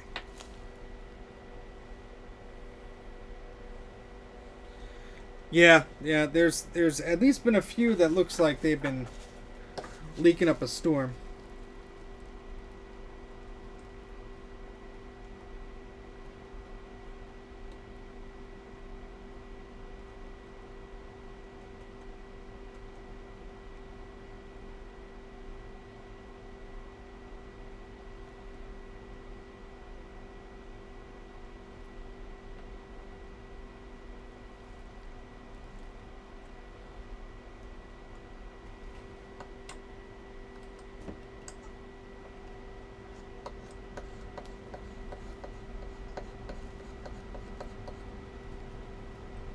Yeah, the through-hole ones on when I was recapping that LC power supply earlier today. It was a dream to do. You know, everything was easy. I didn't need the microscope. I could just go doop a doop a doop boop boop. I mean, it still took me like an hour to do it, but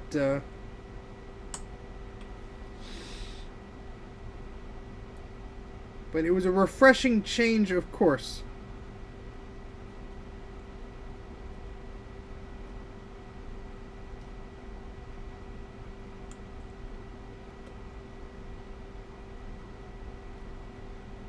Just extra careful with I don't want to put too much heat in this area. So I just want to get most of this gunky stuff away that I can.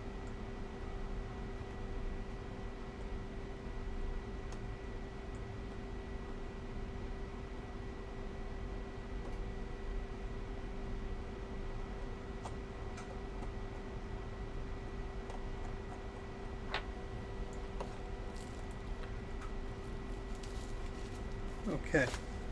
All right. So let's move on to the final 3 small ones. I am doing okay, Claire. Thank you for asking. We're working on a PowerBook screen. Be very careful with this because I do not want to scratch this material. There goes my fan.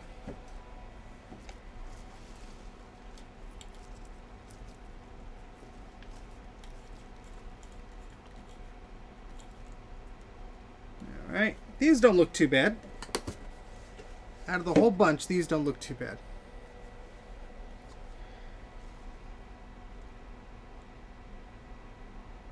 But we shall see. I hope the capacitors I got are tiny enough. I'll tell you that. Because these are some tiny capacitors.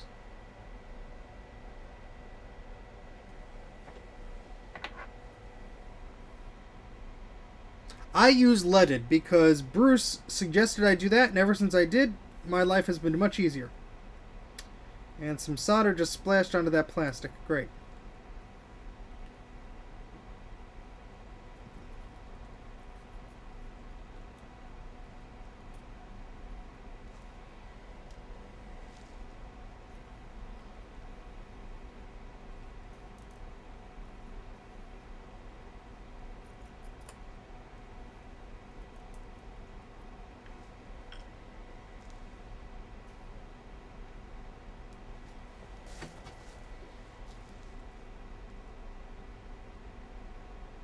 Just to clean this tip constantly because it's getting so much of that garbage on it.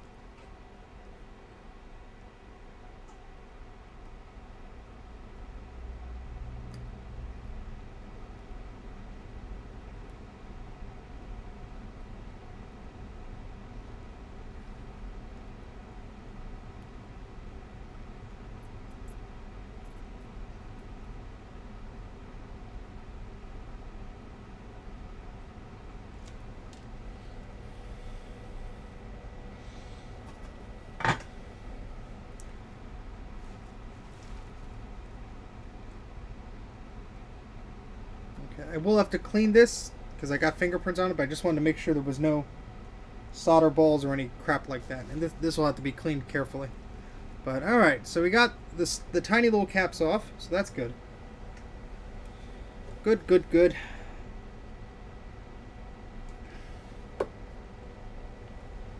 Just a light dusting. I really hope this fixes the problem, Mike. It'd be a shame if this does not. Just using this as a barrier.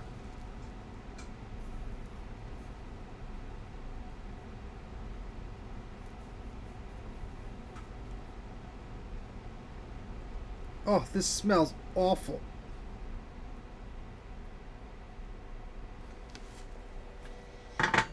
Oh, absolutely awful. Putrid. Oh.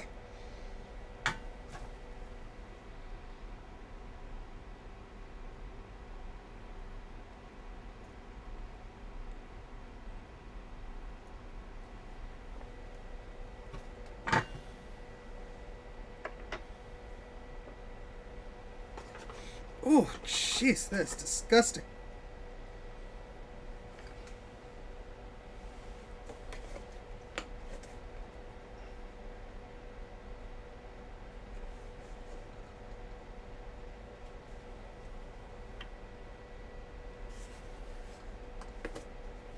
Yes, I generally do not touch the solder, and I wash my hands after every live stream very vigorously. Oh, we got some solder masking we probably have to do here. Oh my goodness.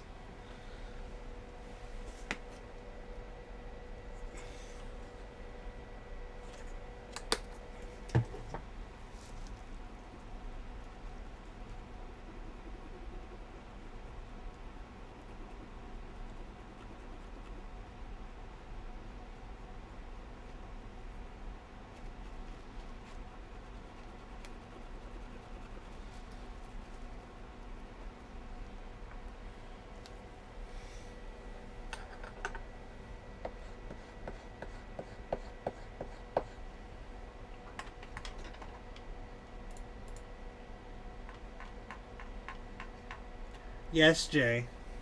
I am aware.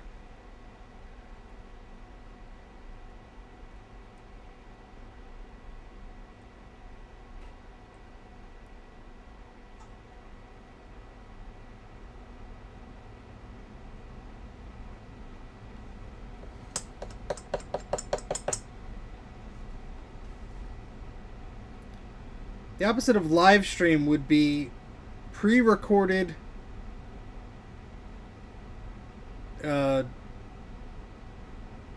still. I don't know.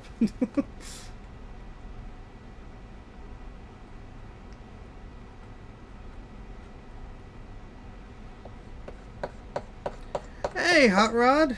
Somebody has a Macintosh LC coming back to them today. Already in the postage, my friend. I think you guys said you had a Performa 476 you were eager to send this way, because that's very cool.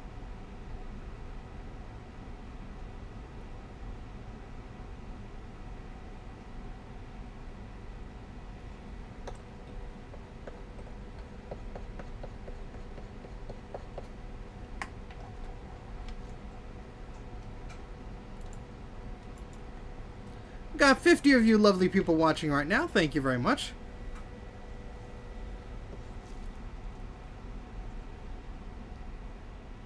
Alright, so I will be having to touch this up a little bit because I don't like how easily that's exposed. But I could just blob the stuff on there. It should be okay. So we have two more capacitors. These are the bigger, chunkier ones. This is going to be fun. I don't think that's a capacitor, I assume. But if it is, I can't get to it. So we'll have to just deal with these then.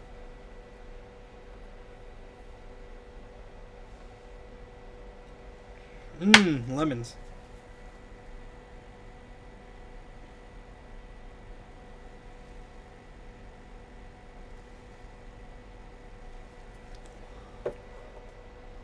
I know I'm very, very, very close to 5,000 subscribers. Unlike Bruce, who has surpassed me by double, I say.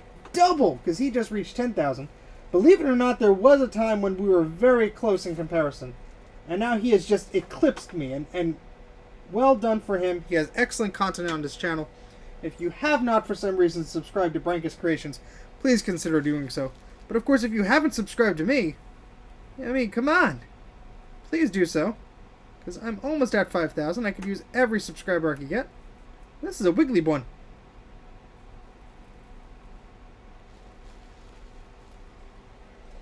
I'm going to try this side too.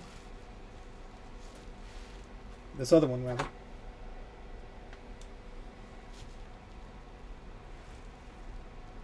Now, let me write down which one goes where, because I didn't create a guide for this yet. Where's that pen/marker I was using before? I could just take a picture of it, but...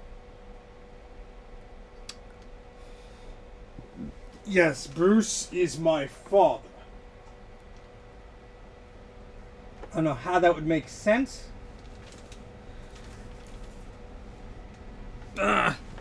Where'd that pen go? I had to get up. Oh, here it is.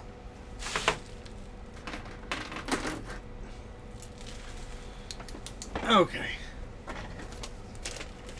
Alright, so...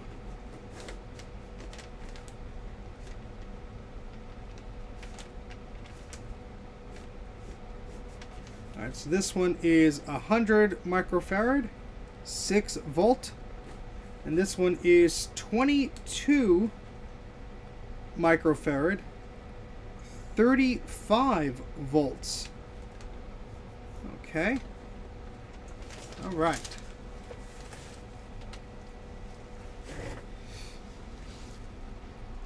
Bruce would have some splaining to do.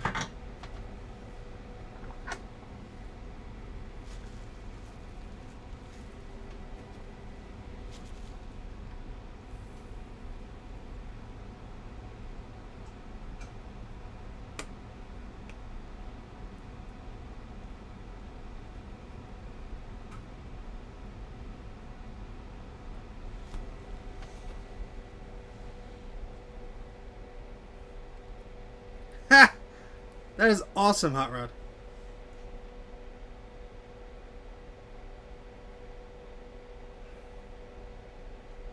Yes, that's right, with the 128 megabyte stick.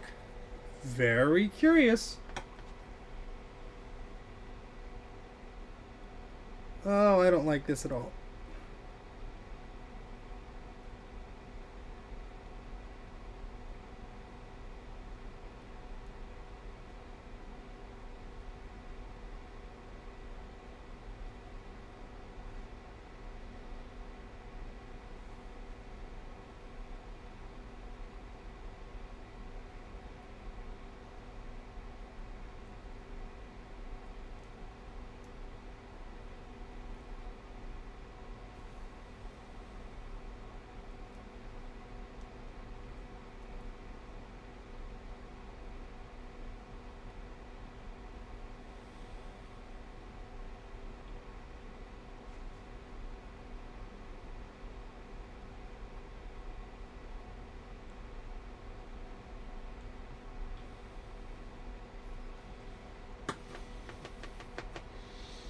Yeah, I've never really had to take these off without the hot air station.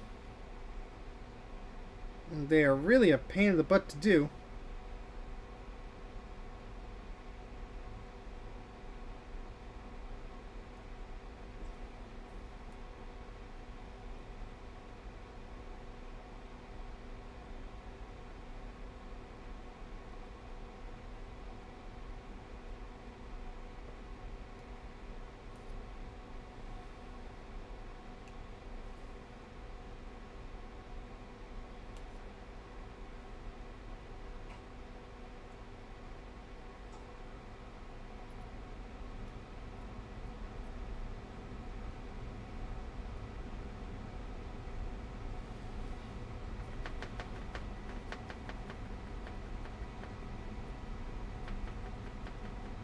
Well, thank you very much, Brian. I am very, very honored for you to say that.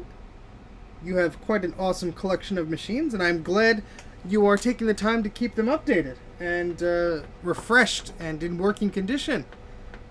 Time to charge your iPods and iPhones and Palm Pilots too. Oh, heck yeah. Heck yeah. Have you tried solder tweezers? I didn't even know that was a thing. I didn't even know that was a thing. I didn't even know. I guess that's a thing. Okay, so we're going to clean that up in a second, but I am very eager to get this capacitor off of here.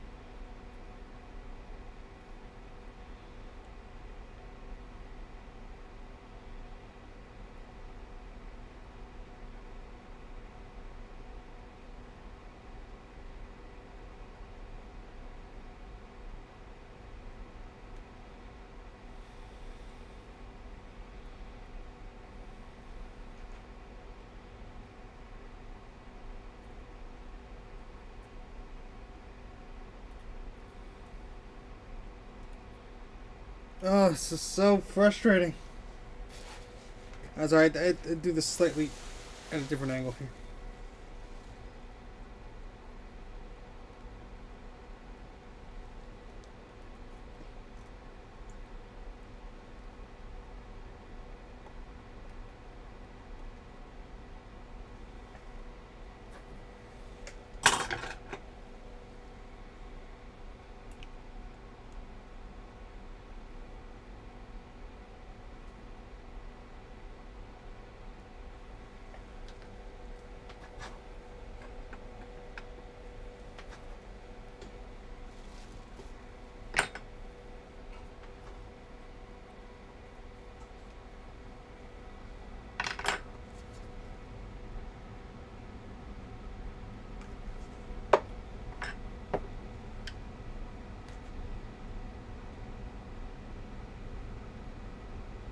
There we go.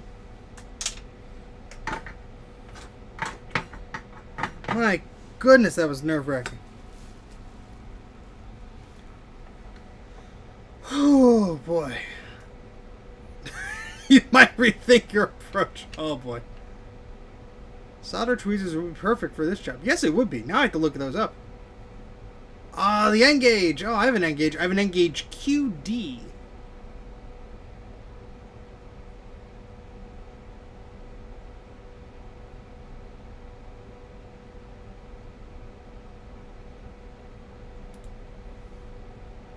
Ah, SMD soldering, desoldering tweezers. Interesting. Those look very dangerous to hold. Oh boy. Alright, so glad that that has been removed. Now to clean that up. And then we can put some caps on.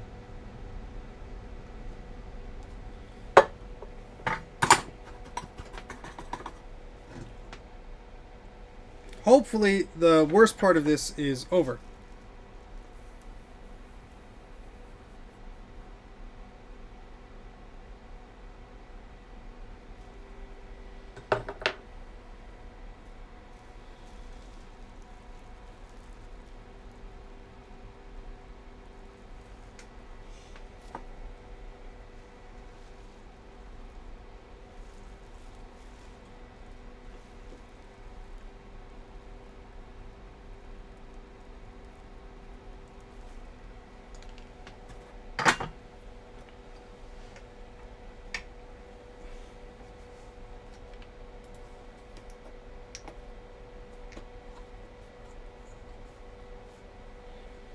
Hello, Raw Elements. Welcome to the chat.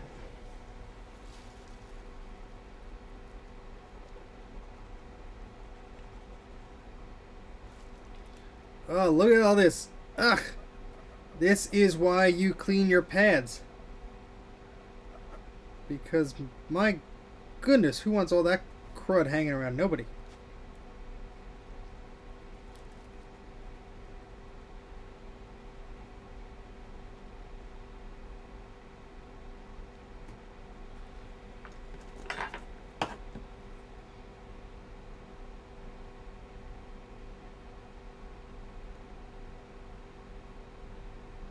And this is something I cannot put in the ultrasonic cleaner because it's too delicate, so be very sure to try and get all those nasty little pieces manually.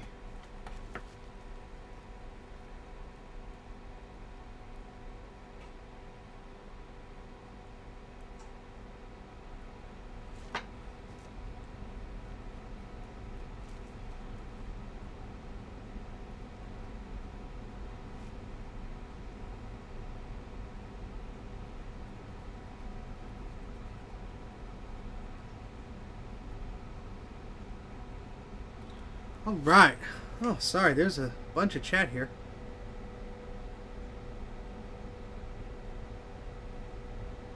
Oh, that's cool, Brian. Right.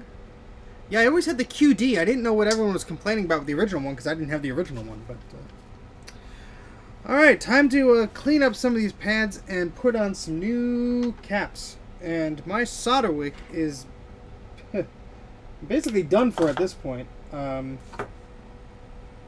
I need to find the other spindle I have. But let's just see if we could get some of this clean.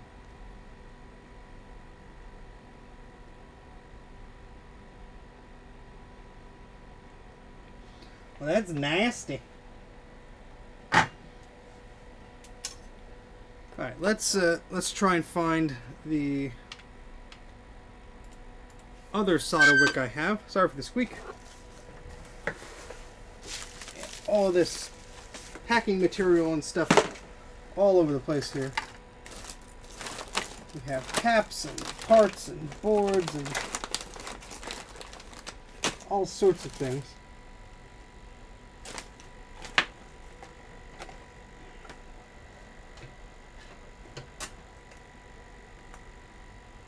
Ah. I just saw it before, so I know it's here somewhere.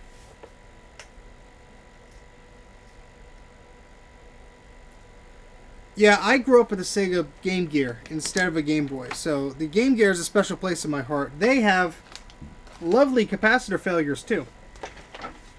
So I'm going to have to do a bunch of Game Gears. I have like a dozen of them, honestly, because they were so cheap at one point. When mine failed, I just got another one. So there's going to be a lot of Game Gear recapping at some point, I'm sure.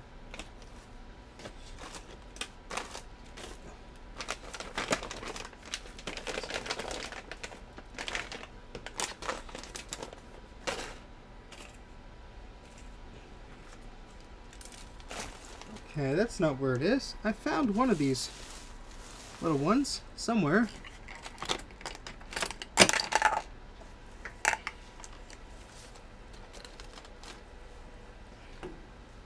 I've been moving around stuff so often because I was cleaning up that it could be anywhere.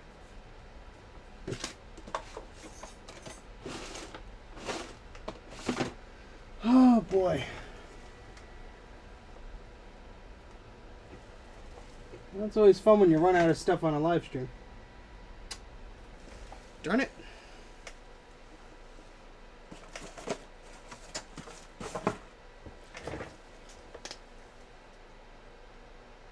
Oh yeah, they were battery hogs. I remember always having to bring the power adapter with me. Both of my Sega Game Gear and the Sega Nomad, because you never knew when they were just going to give out. Although I remember playing Sonic 1 for the Game Gear, and I never beat it before. And I was at the last level, and the battery started to blink, and I'm like, oh no! I was able to beat the game, So I was able to complete it before the battery died. But that was, I was sweating. I was like, oh no, I'm finally here. There's no continues, there's no passwords.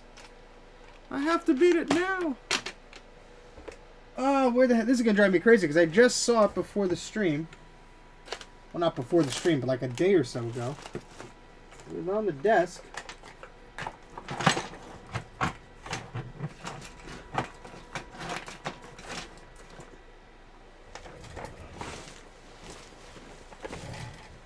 You interrupt this scheduled programming to look for crap.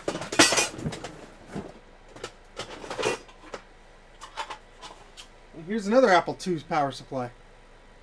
And this has the same 022 reefer caps. But they look a little different. So I have to fix that one too.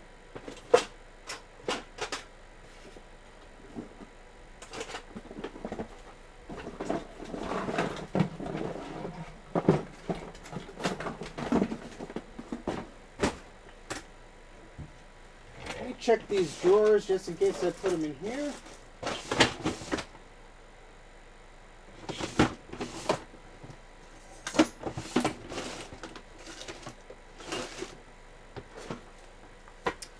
Damn it,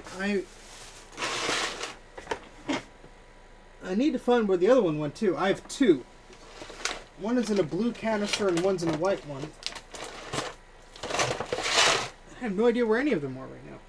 I know this does not make for interesting live stream content, but I apologize.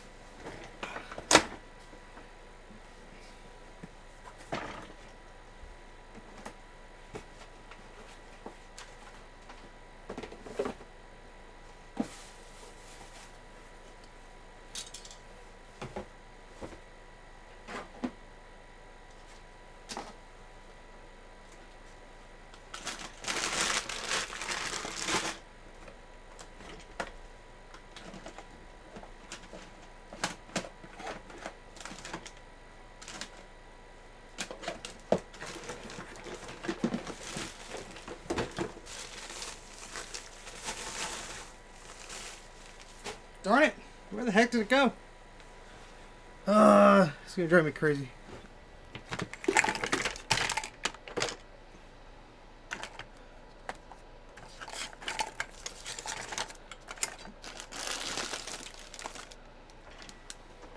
I used to have a system of bins up here.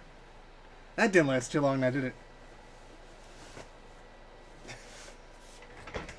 Yes, well, I'll take your advice. Yeah, we're not rushing. I'm taking my time here. This is just obviously a reminder that all capacitors need to be replaced at one point or another, so don't delay.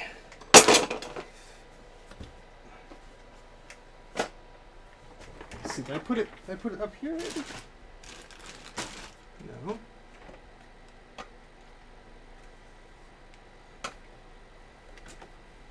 There's Steve the bunny. Hello.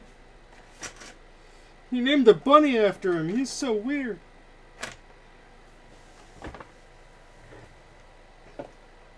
This is cool. While I look for it, I'll show you cool crap. So LGR did a video on his Margie go-to presenter thingy, and I have one of those. This is actually not for a Pocket PC though. It's for a Palm Pilot. And Mike gave this to me, thankfully. I was actually looking for one of these. But basically what this does, I'm not going to use it right now or anything, but basically you have your Palm Pilot here. This is the Tungsten T model. And this has an SDIO card, and you just plug it into there. And then on this side, you have a VGA port. And you have a little barrel connector, and there's infrared wires, so you have a little remote infrared port, so you got a remote control there. You got power cord for it. And so this is your mobile presentation for the Palm OS. So the Pocket PC one was really cool. Thankfully it has the booklet there. There's a serial number for whatever software that is if you ever need that. So yeah, I'll be playing around with this at some point. Thank you again, Mike. He picked this up ages ago at a thrift store from what I recall him telling me. It was one of those things where you can't see what's in the bin and you just pay for whatever the price of the bin is. And this was one of the things inside of there, and he has no real fondness or need for it. And I thought it was really cool, so he gave it to me, which was very cool, kind of him. So, is there a known replacement? I'm not sure if there's a known replacement for the polarizer layer. I would assume someone smarter than I am may be able to figure that out.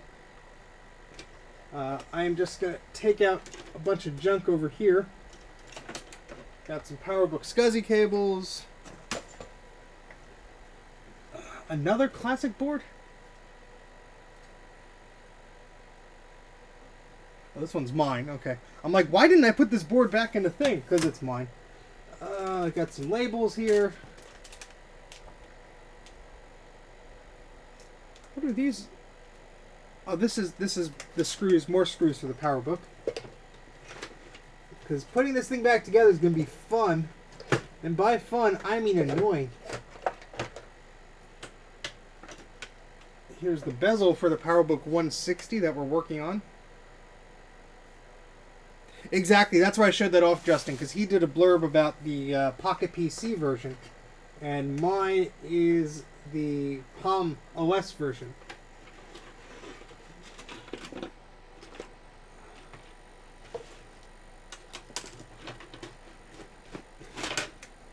I really thought it would be up there. It is not. Of course, I found my Apple Business Server Kit, so that's always very important.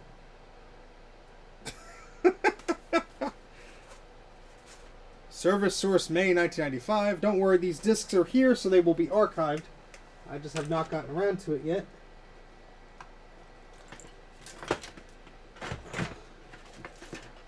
Here's that ribbon for the Apple thermal printer that I have. I wish I had a Clie. I do not have one. I want one though. Oh no, I do have one. It's broken though. I got a new battery for it because the battery was bulging, but I have not installed that battery yet. So that is something I have to get to. Alright, this is driving me bonkers here because I know I saw it because I put it somewhere.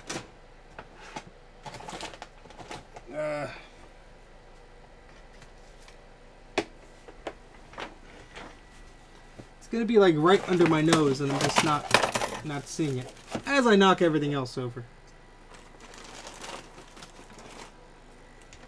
Put these logic boards somewhere else.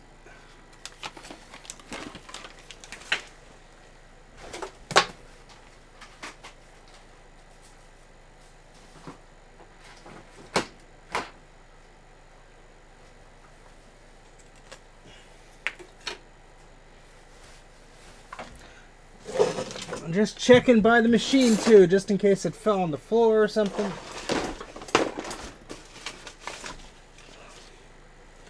Oh, this is maddening. Maddening.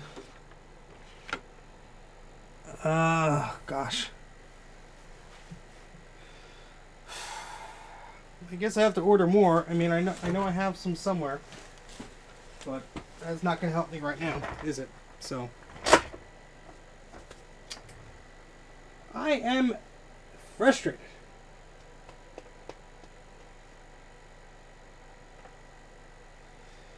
Oh well.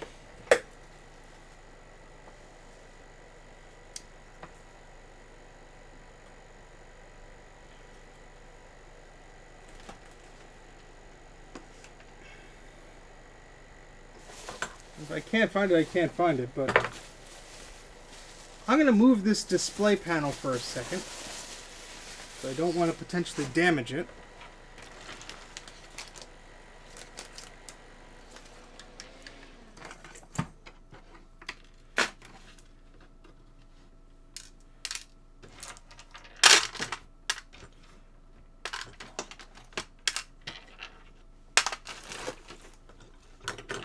Ow. Pointy things are pointy. I know it wasn't going to be under there, but moving this to make room to look for a second. Yes, I did see that. That device made me uncomfortable because I was like, if I was operating that device, I'd be like, I'm gonna push the wrong button and I'm gonna die or something. Because that does look like something out of a James Bond movie, like the villain would have. No, Mr. Bond, you're going to look into this device and you're going to die. You know, something like that. Well, I found an alligator clip that I was going to use for my discharging thing that I didn't build yet. Alright, I am putting all this stuff in this drawer.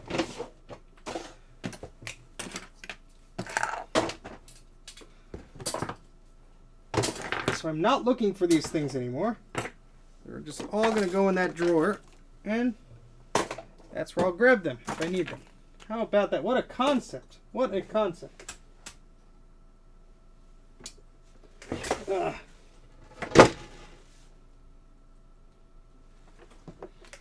Too many tools all around the desk.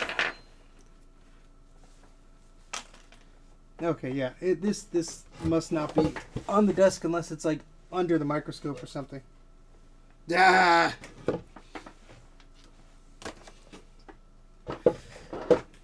Scuzzy the Bunny. What? That's a good name. But I think somebody already named their cat Scuzzy, so I think I'd be copying them. Yes, that IBM 110 PC was interesting, and it did have a replacement polarizer, so I'm not sure if that would do the trick, but you were deeply into the shelf video. Thank you. Oh, boy. There's going to be more cleaning, don't worry. Don't worry. I'll just skimming through the comments because I'm sort of at a impasse here.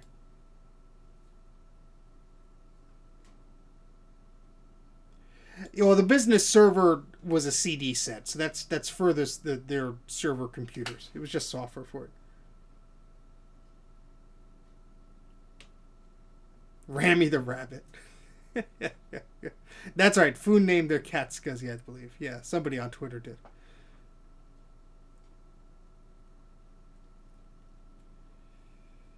I'm looking for more wick because I have to clean off some areas of that board.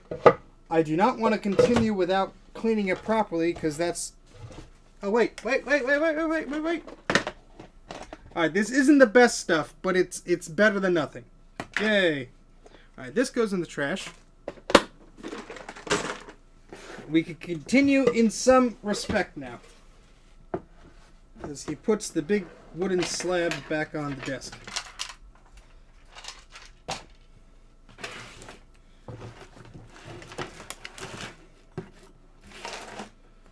Your patience has earned you the reward of continuing to work on whatever.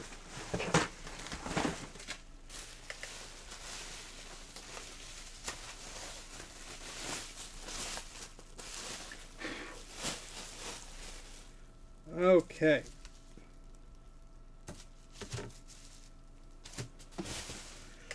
Back in business here. So sorry for that brief delay. Hopefully that gave you time to go to the bathroom, grab a drink, do whatever, because we're almost at 3 hours here. My goodness. My goodness. Okay, so let's get this adjusted here. There we go. Alright, so I wanted to clean this here and a few other areas too. So hopefully you guys are still with me here. Oh, it's only 9:42. Okay, I like starting streams early actually. So I'm not as sleepy or tired, and then I don't have to go right to bed afterwards. This could be the start of a new Mac84, I say.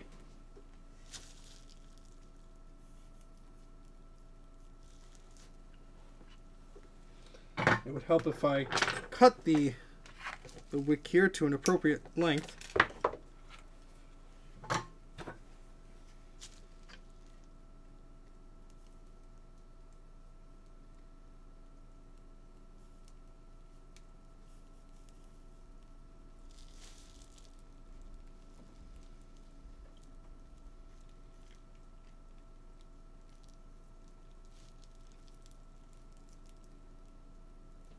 Yeah, this one doesn't work nearly as good as the other one. But I mean, it's something at least.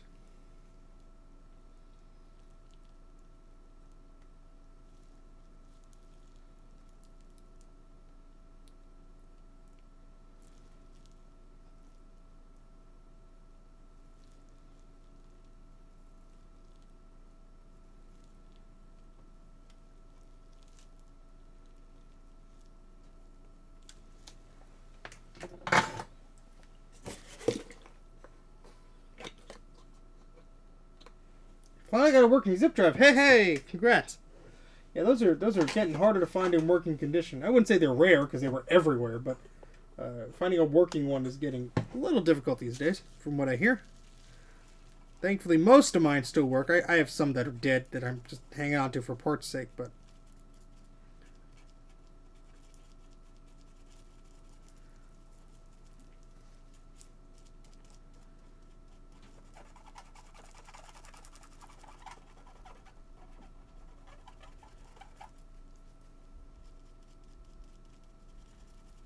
well, that looks much better now, doesn't it?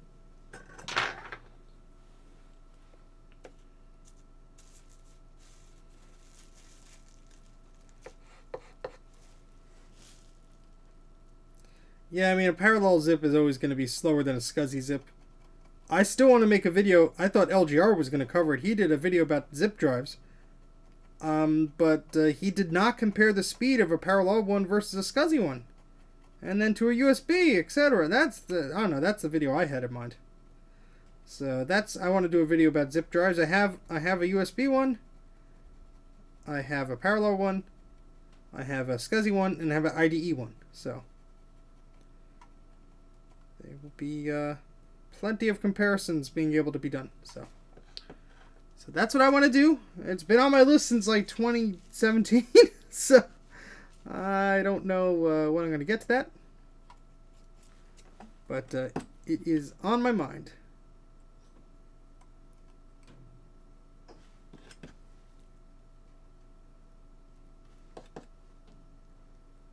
Okay, alright, so that's clean. The click of death. Alright, where's the rest of the capacitors here so we could start putting these on? Let me organize it. Alright, these are the power supply ones. These I don't believe are the ones that we need right now. No, those are for the power supply. Let me put those in this box so I don't get those confused.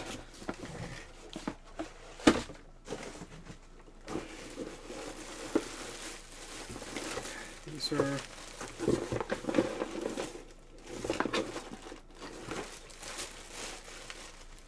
so here are some 10 microfarad 16 volt. I don't think we need those right now. Some more 1016s. These are some 3325, so we'll need one of those. I think. No, I think I need, well, whatever, I'll take a look in a sec. The rest of these, those are all the refill caps.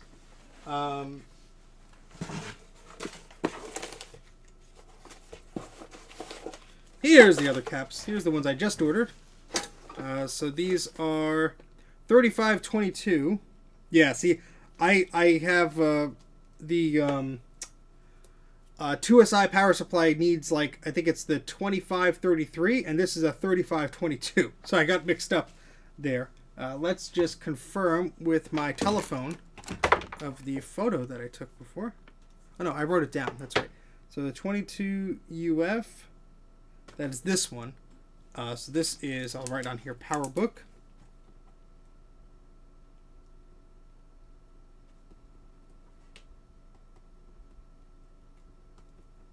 Okay, and then I believe this is for the 2SI. Let me double check on that. Bob Dylan lyrics. I do have a Jazz 2 gig drive, but I don't know if I have a 2 gig cartridge. I might. I was very happy using the Jazz 1 gig cartridge on my PowerBook Duo back in the day. Alright, so this is 3325. That is for the 2SI power supply. So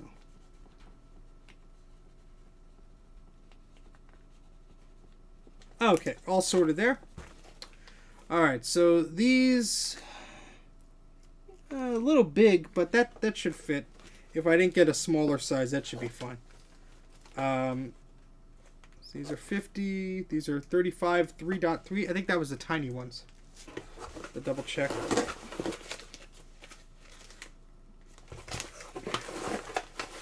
think that was it. Yeah, that's it. Alright, so let's take a look. I took some pictures before. Let me just double check and complete my rudimentary diagram here. Because I don't think anyone has done a diagram for a PowerBook 160 LCD before. I mean, there are videos and stuff, but I'm talking about just like a diagram you could look. You don't have to sit through anything, you know. Alright, so let's see. When I was taking apart this PowerBook for Mike, whenever I last did that, excuse me, that's when I would have had photos.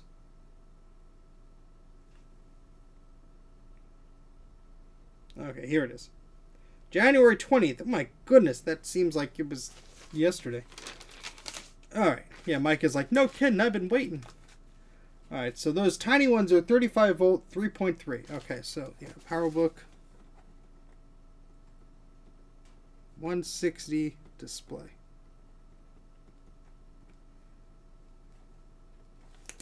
Alright, so hopefully these are small enough. Yeah, those should be fine. And then, so let's complete our little rudimentary diagram here. Alright, so over here there's 1, 2, 3. Then over here there is 1, 2, 3. And over here 1, 2, 3. And those are 3.3 microfarad at 35 volts.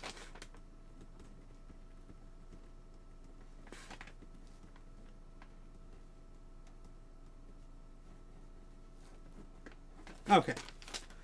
All right. I didn't do anything, Mike. I was just talking about your computer here. And sorry for the squeaking. Sorry. I'm just taking pictures so I can do a guide at some point.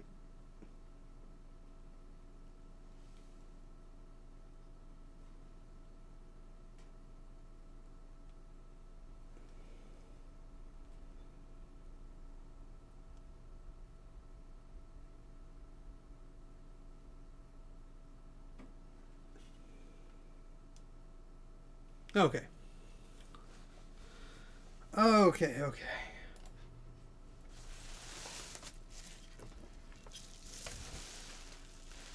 Alright, so this is going to be fun. Let's see, do we have to... No, I can do that in between, hopefully. Well, let's take one of these caps out and see how small they are. Hey, Classy Mac! Winner! Thank you for getting back to me. I really wanted to give you a chance. I didn't want to have to redraw or anything.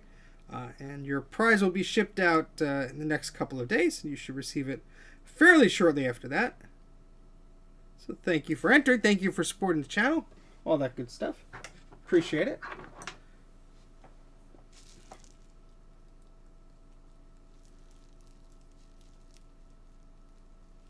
Okay, so we have 3 of these little capacitors here.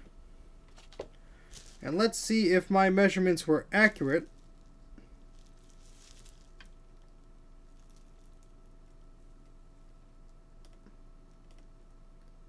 Yeah, you know what? I think that'll fit just fine. Look at that. How about that? So the part number for these, for anybody who wants to do theirs, I'm going to put that on the thing here.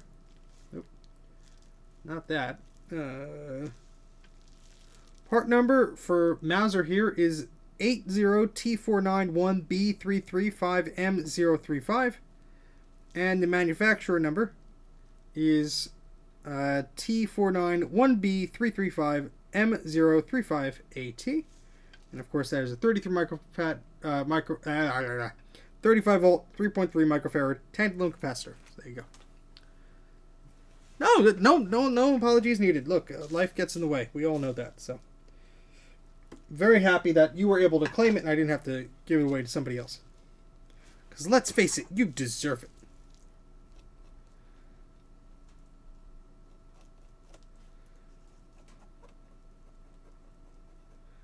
Just want to get some of the crud off of here before we start putting more stuff on here. And be very careful over here, but we should be okay.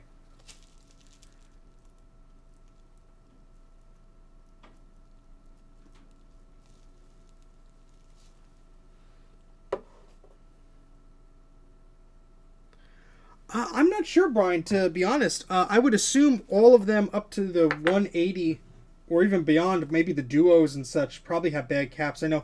Didn't you do a video about redoing the caps on your duo? I don't know if you did the display. But I would assume a lot of them are going to have requirements to do this. And I mean, this display mechanism setup is a little bit different, and everything looks very fragile. But hopefully, like on the 500 series, the Duo or whatever, maybe it's a little bit different.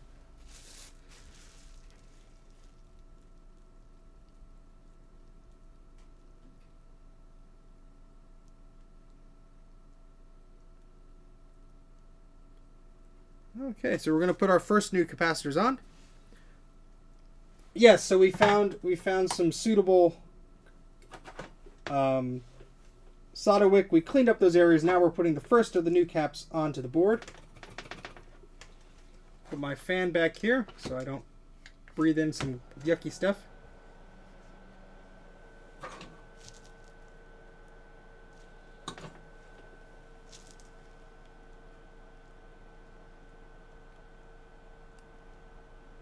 Should put some more solder on the end of this. Why isn't this picking up solder? It's not clean enough? There we go.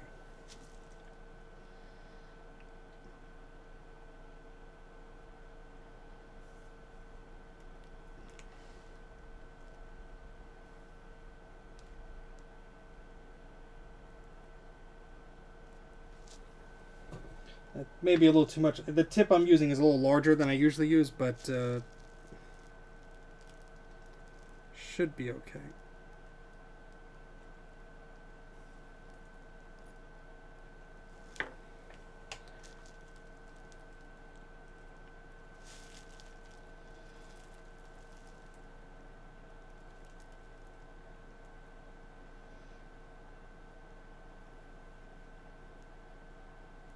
Ah.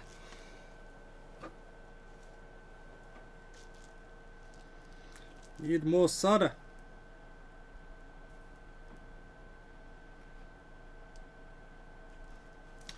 Oh, these tweezers. Use your good tweezers, Stephen. Why are you using the crappy tweezers?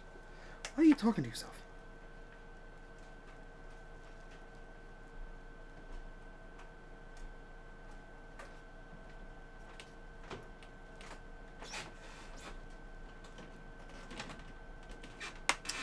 Ah.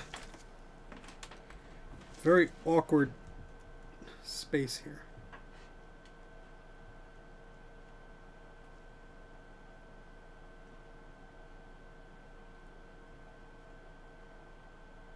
There, that's better.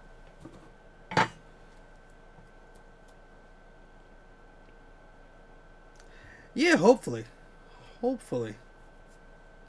After dark.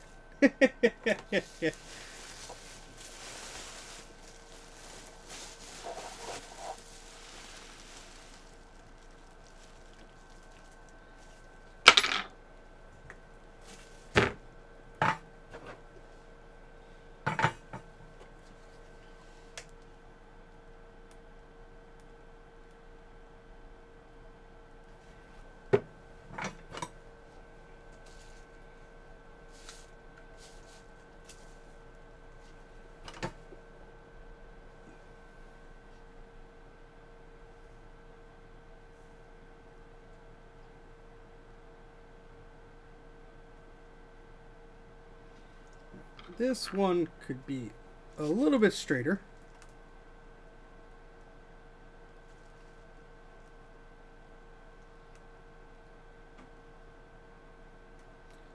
Why are you touching that? Don't touch that.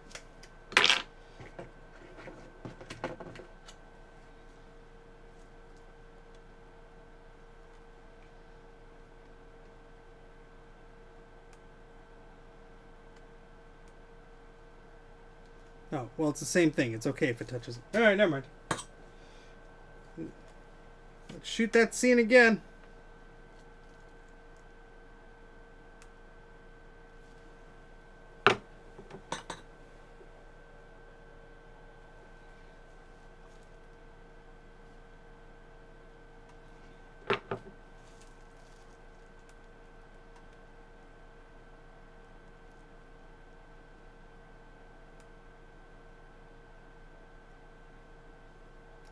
It's just going to be like that. It's going to be like that. But it should be okay. Can use a Sonnet Pi, a PCI 70... What? The flux I'm using is Amtech brand flux, AMTECK. And the model number is 4300 TF. And it expired in October 15th, 2020. But I don't think that cares. That doesn't really matter. But it comes in a thing like this. So, Amtech 4300. Make sure it comes with this little tip thing. Some of them say they don't. If you don't have that tip, you're going to be sad. It's not going to work out for you. Alright, so we got to clean that up a little bit, but those look okay. Alright, so next we have another 3 over here. Okay. So we will try and get this all set up and working before Mike has to go to sleep.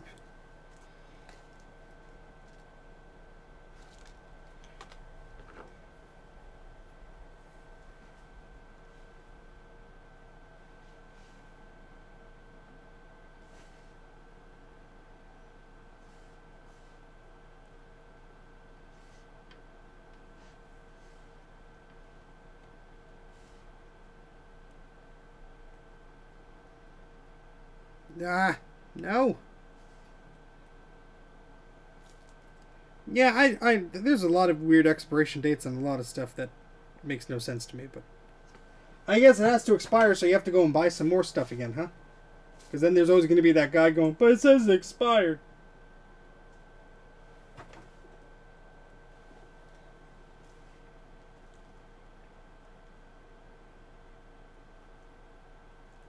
Oh, come on.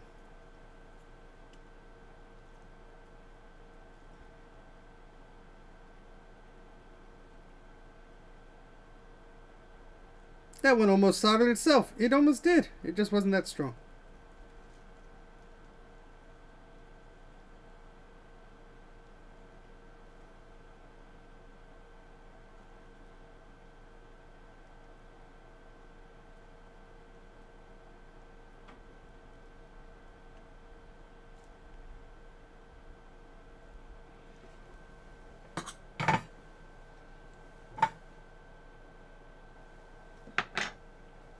Hello, MK Morpheus. Welcome to the stream.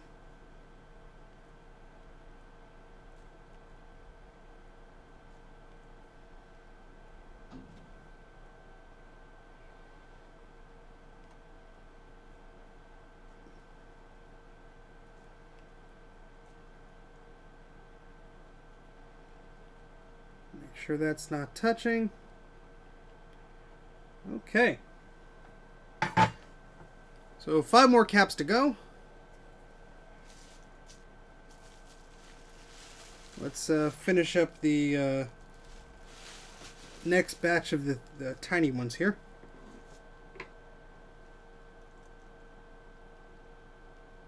Yeah, so that all needs some solder mask on it, and I will be able to do that.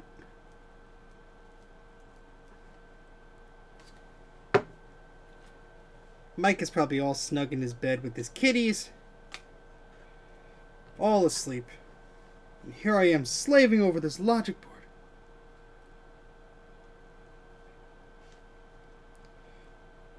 This is a much more frustrating and thorough job than I originally thought. And I was like, oh yeah, I'll just recap it for you, no problem. I never did one before, so it's a learning experience for all involved, including the audience.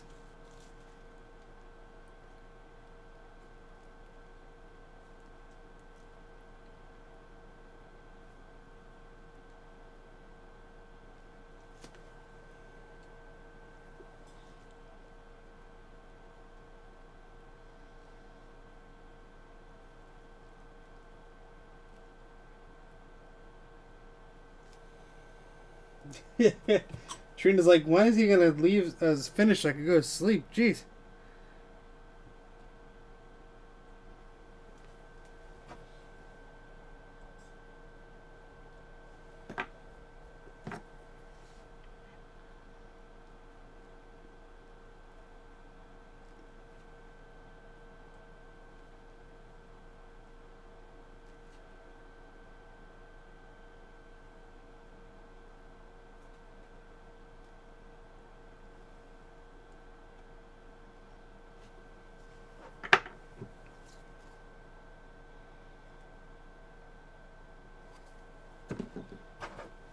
Tidy this up a little bit. There we go.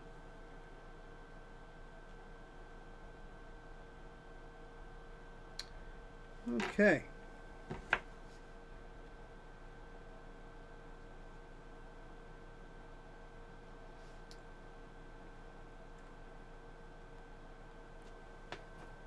All right, now just for the two more capacitors here. I have a working Macintosh SE30 now. Now I have to finish working on that. I'm just working on a bunch of client stuff today, but I do want to get that working. That'd be awesome. All right, so we have the 22 microfarad 33 volt cap that we have to put here, and that's still quite nasty looking. So let's try and clean that up.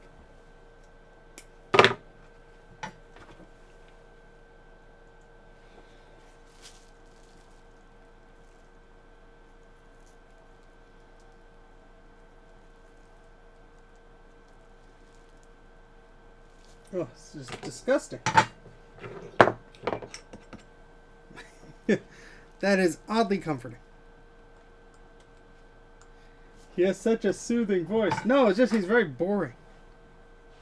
A little bit from column A, a little bit from column B.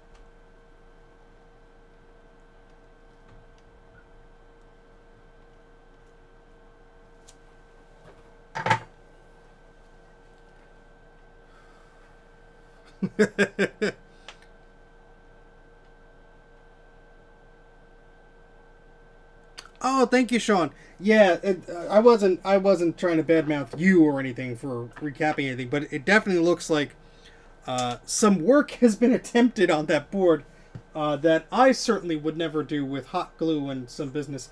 There is a fair amount, and you probably already heard this because you've rewound. There is a fair amount of trace repair that I will have to do on that board.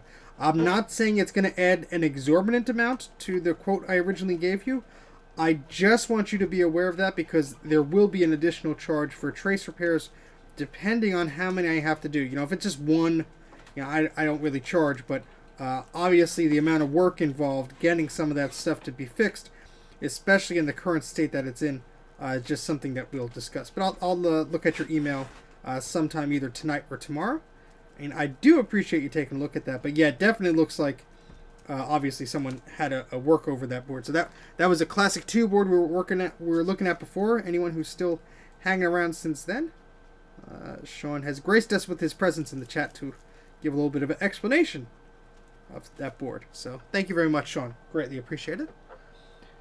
Boom, it's Ike. Hello. Steven, hello. And Sean, hello. And whoever else has been joining, John, anybody else who has been joining before, since after we started the stream, rather. Hello, hello. I've been heads down trying to clean this board.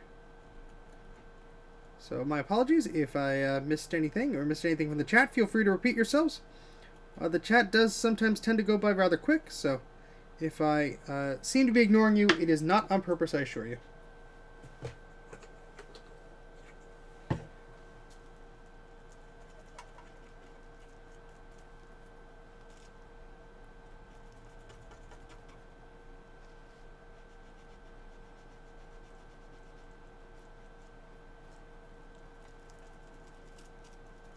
Okay, I think that's good.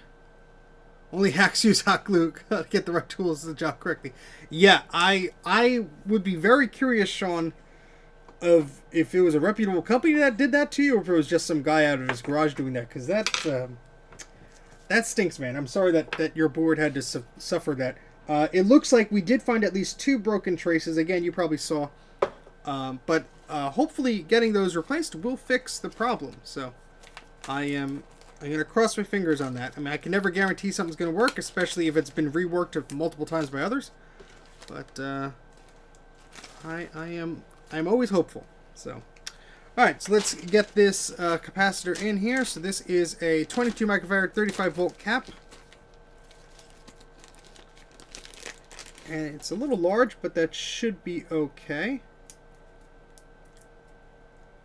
So this is Mauser part number 80-T495D as in dog, 226K as in kryptonite, 35A as in apple, T as in Tom, E as in eat, 260. And the manufacturer part number is T495D as in dog, 226, K as in kryptonite, 035A as in apple, T as in Tom, E as in eat, 260. So if you have to buy one of these capacitors, this is the one I'm about to put on. And it's a tantalum capacitor. We're going to see if it fits.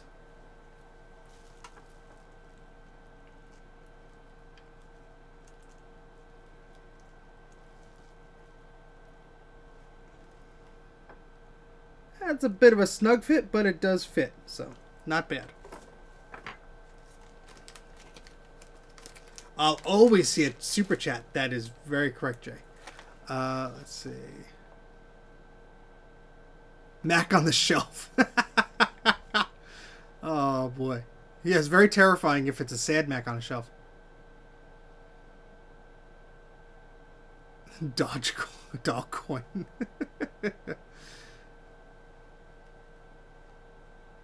Got an Intel Mac Mini. The sound does not work. Reset PRM and open firmware. Any ideas? What year is it? I'm not really too keen on the Mac Minis there, but maybe Jay knows. He's prepared a lot of the newer stuff. People that use hot glue deserve to be dissed. Light them up. Oh, Sean.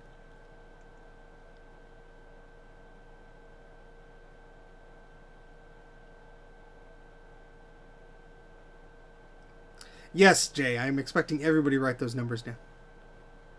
It's basically for me, so when I forget which cap I put down like a year from now, I go back to the video and watch. E as in eulogy, K as in knife. Whoa, Bruce. You all right there, buddy? E as in EMAC. Oh, I should do that. That would be funny. All right.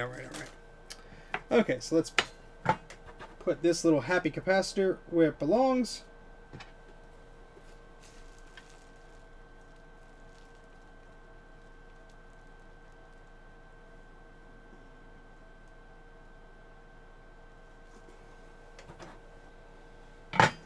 Okay.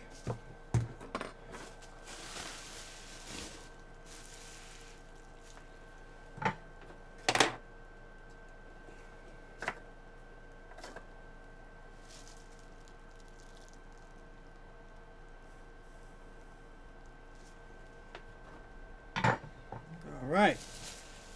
Now we need a 6 volt. Was it 6 volt? 100 microfarad. Let's see. Where art thou? 16 volt? No. 16 volt? No.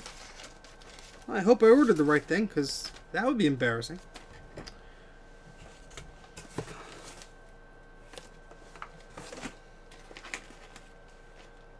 These are... Which one are these? It came in a little very sensitive package. Oh, these are polymer ones, I think. Oh. 16 volt 10. No, that's not the... That's not the right one. I mean, I might have some. I have 100 microfarad 6.3 volts, but I don't have 100 microfarad 6.0 volts. Is that gonna make a difference? Seer of everything, Bruce. The 0.3 volts, would that make that much of a difference? Because I guess I didn't order them because I thought I had that. Well, that's frustrating. Let's see. Are you done yet? It took less time to upgrade my cube. Thanks, Mike. Always appreciate the encouragement. Kind words from you. 6.3 is fine. Well, if Bruce says it's fine, then I'm going to blame it all on him. No. Thank you, Bruce. That's why I do this stuff live, because I can't be the master of everything, and it's good to ask questions. So I have some 6.3 here. These are quite tiny, so that should work fine. And these ones, are these the large ones? Yeah, let me use one of the larger ones, because that would fit in that spot. So these are 100 microfarad, 6.3 volts.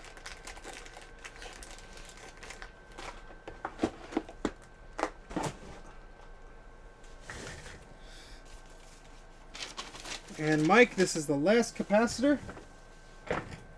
The last capacitor. And then the fun part comes of putting everything back together again. Because, oh boy, am I looking forward to that. Can you sense the sarcasm? Mm-hmm.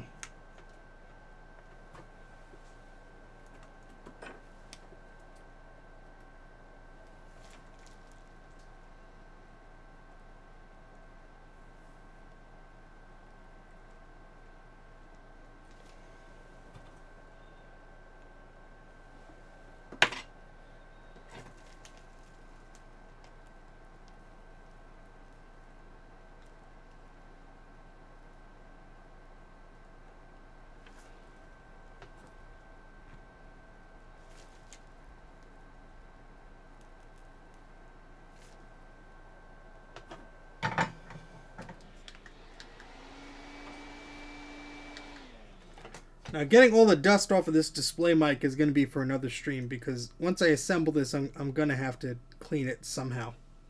But, yeah, I did take it apart. Eep! By the way, Mike, eep! Thank you very much. Let's see.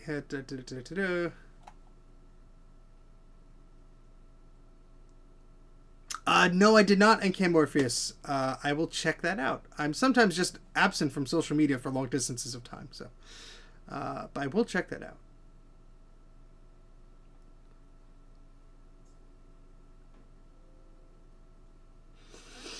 Okay, all right. So let's just get some of the flux and gunk out of the way here, because we don't want that touching anything in that it's not supposed to.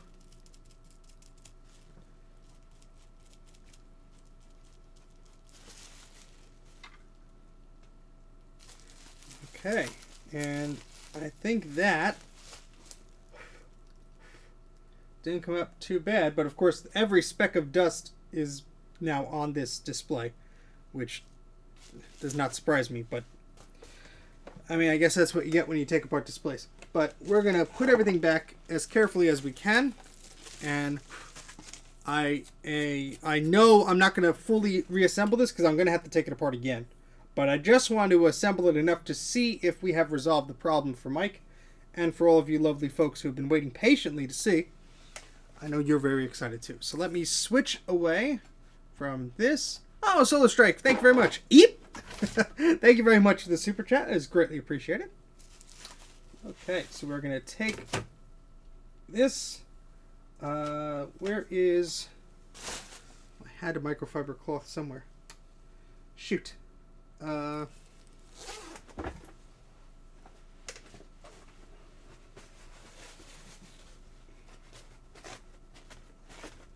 Just a quick wipe down. Got some goo on there from the solder. Well, that's always fun.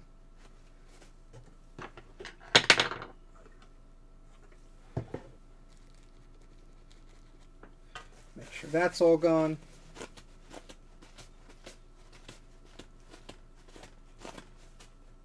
Okay.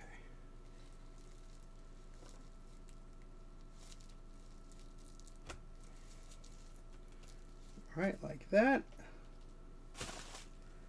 And this piece of metal goes over like this. And then there is one little screw over here. Well, we could turn the iron off for now. There's one little screw that goes in there to hold this metal down.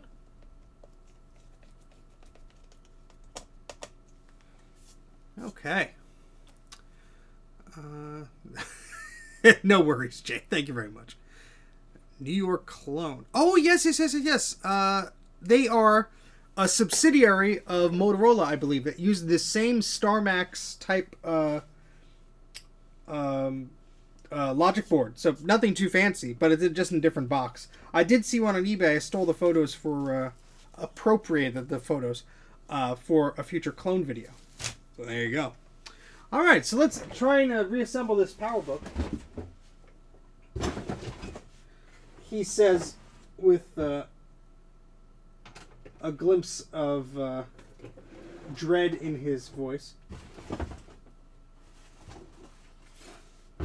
because I assure you I will be assembling this as temporarily as possible, just to ensure that this display works, and then we'll have to dedicate some time elsewhere, because we've already gone for, I'm going to guess, at least 3 hours.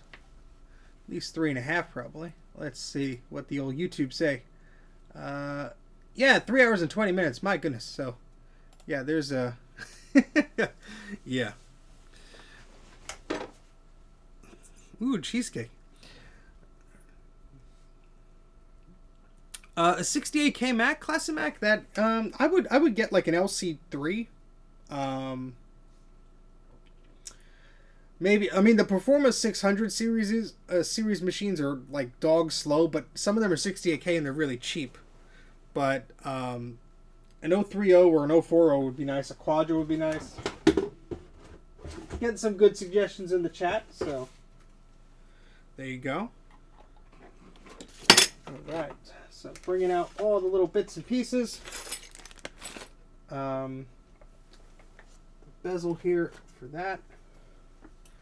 Now there is a ribbon cable for the display.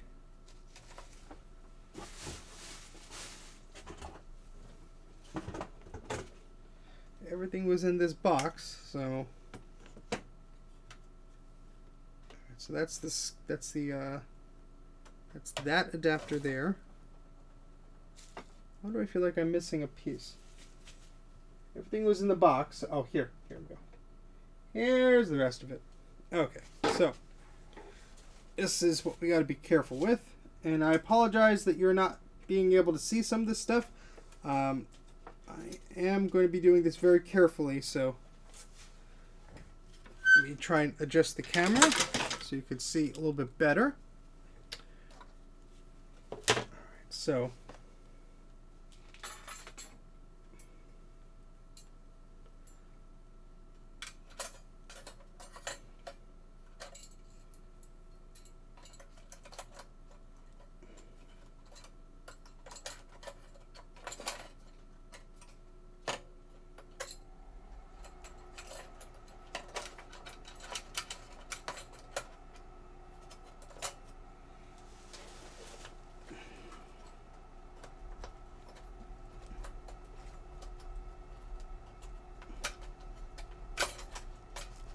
This metal bracket does not want to go where it's supposed to.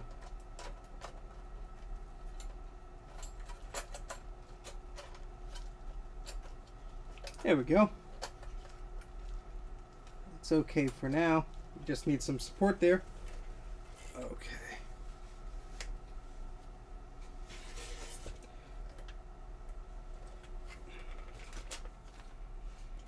Okay, yeah, so this is where the display goes.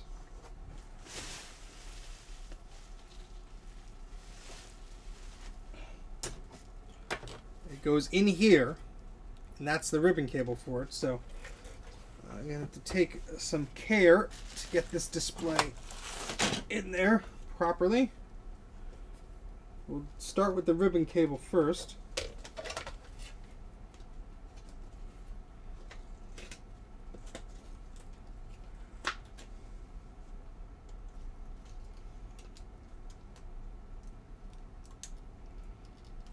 I just realized I didn't check my work in the capacitors. Positive, positive, positive. Positive. Positive. Positive and positive. Okay, good. All good. Just want to double check before we were past the point of no return there. Always check your work, no matter how many times you've done something, no matter how much you are oozing with confidence.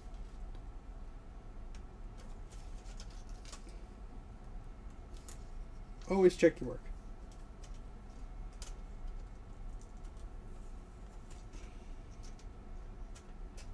Okay, so I'm gonna put the tape now on the ribbon cable so it stays in its original position.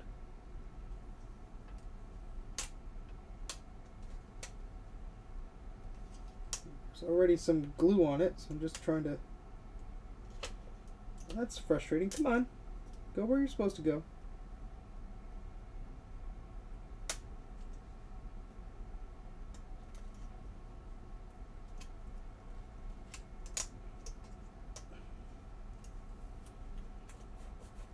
Okay. Okay. Wow, they actually colored the inverter cables on the PowerBook. What a concept, Apple. You should do that again on your freaking Macs. Alright, so.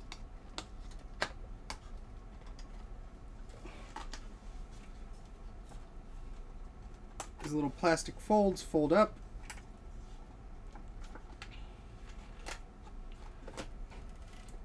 Sort of go around that.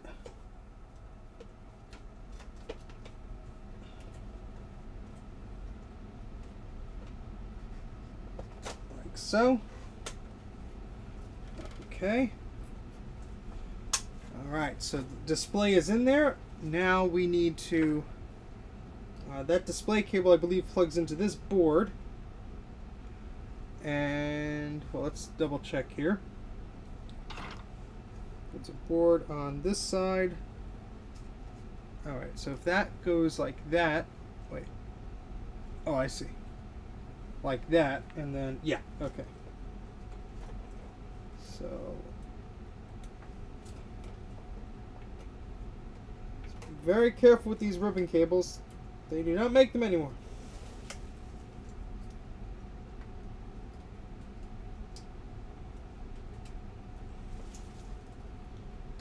I can't tell if that's in all the way. Probably not.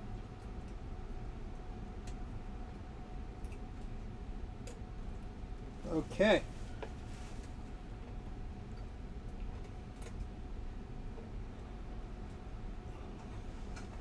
Oh, and this board snaps into... No, that's annoying.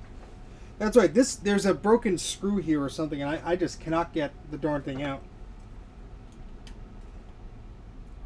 Sorry, I'm not paying attention to the chat.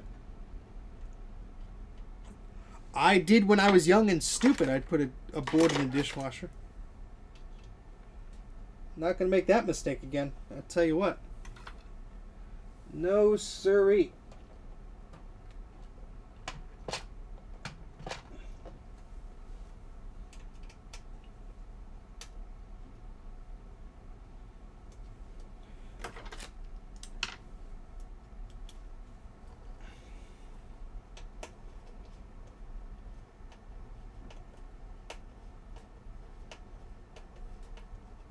Yeah, I think the piece of plastic this screw is around is broken. So when I turn the screw, the whole piece of plastic turns. And I cannot see that plastic, so I can't hold it down or get to that. But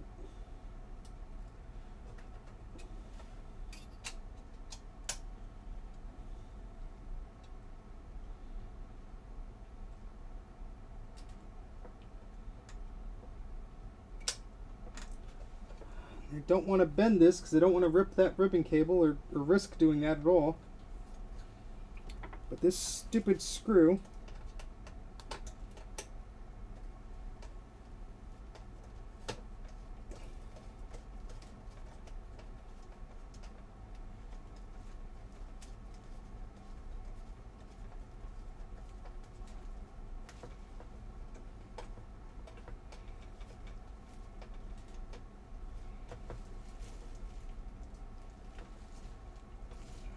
oh, this is frustrating.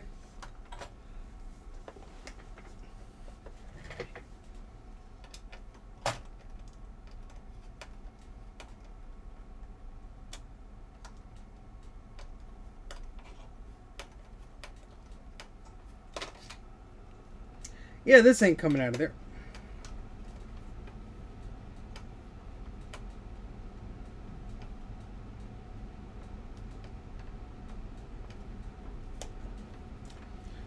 Oh, that is annoying.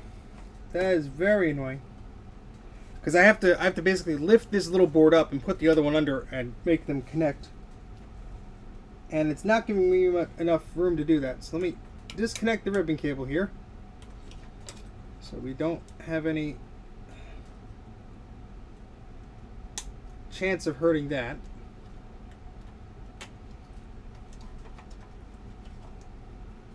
Just try to lift this up and sneak this under there.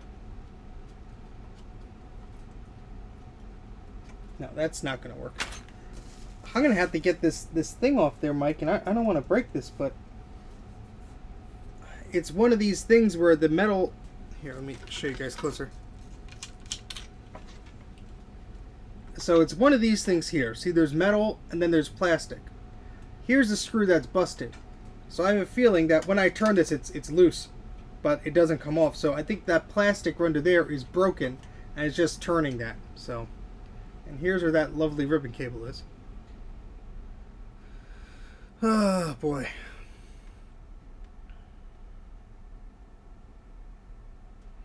Talking about NEC. Yeah, I have an NEC monitor upstairs, and it's great, but it smells like caps. It's disgusting smelling. So that's definitely going to need some attention. I don't know if it's worth it.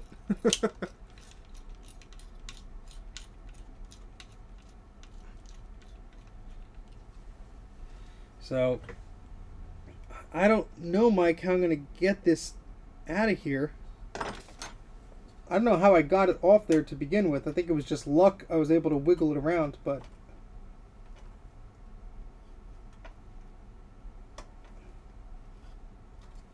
if I turn it that way, maybe that'll just give me enough room.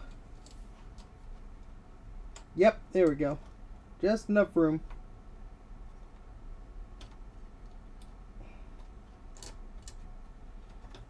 Oh, come on.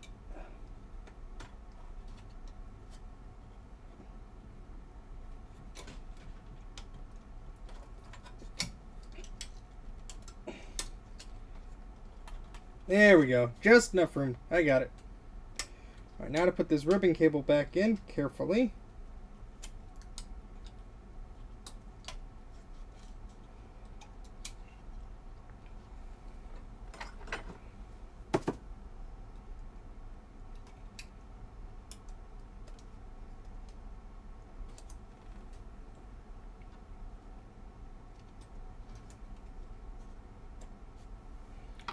Okay, that should be okay now.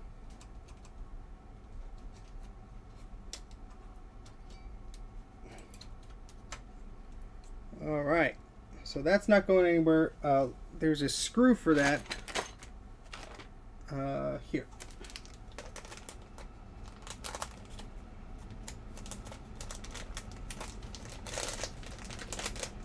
Let's see. I'm just going to put one of these screws in temporarily. I know it doesn't go there,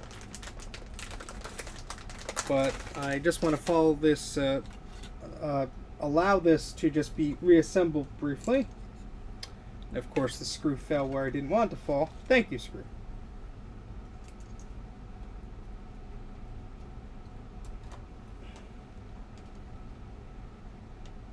Okay, good. So that's not going anywhere. Now we can connect the LCD to the PowerBook.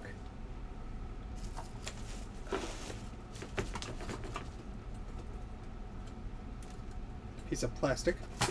All right.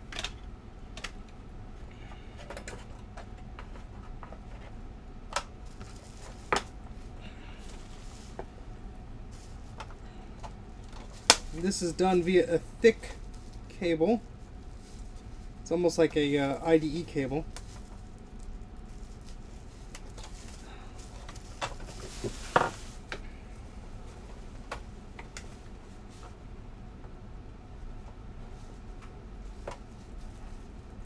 Out. All right. All right, all right. So,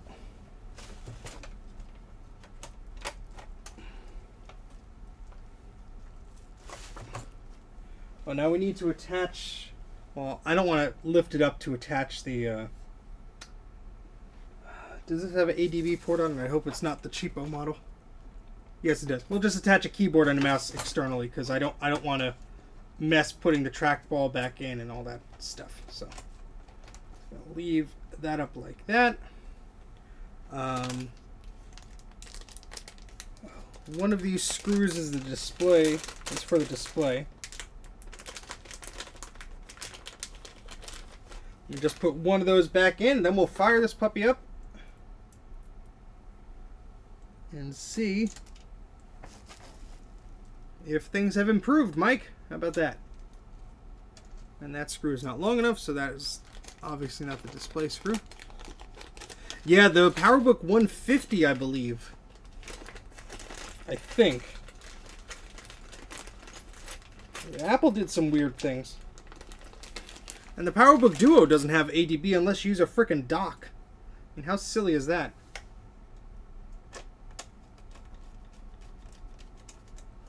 Alright, so at least we got one screw in the top. I'll just use another one over here.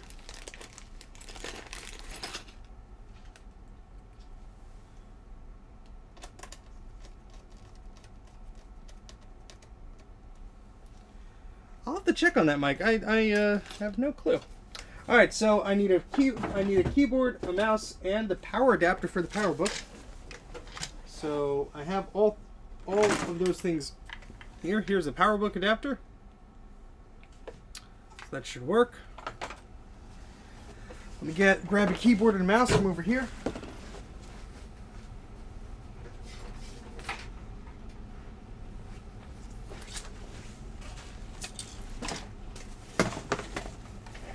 Okay. Who thinks the display is going to work and be nicer than it was before? I sure hope that's the case. Because this was much more of an intensive job than I thought it was. But that's okay.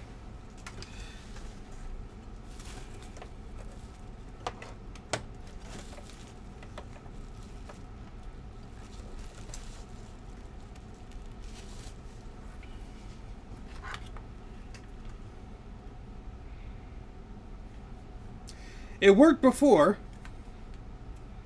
so let's hope my recapping has not made it worse. Huh?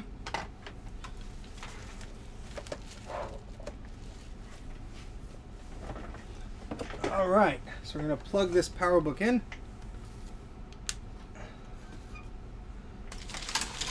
Get the camera a little closer.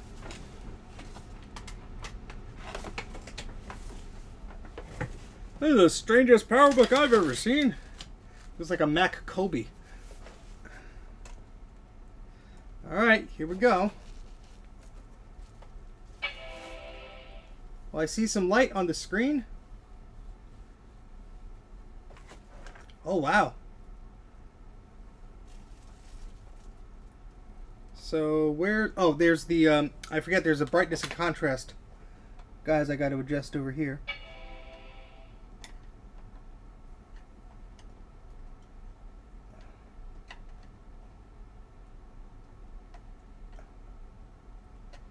So that's brightness. Oh, wait. Contrast. Oh, that is nice. Look at that. That is pretty good for a passive matrix display. I just have to adjust the contrast a little bit here. Of course, Mike has the kitty background. No, that's my hard drive. Look at that. Sweet. Mike, that looks beautiful for passive matrix. Look at that, man. Look at that, baby. Oh, that is beautiful. That is night and day difference. Holy crap. I'm gonna take a picture with my phone here.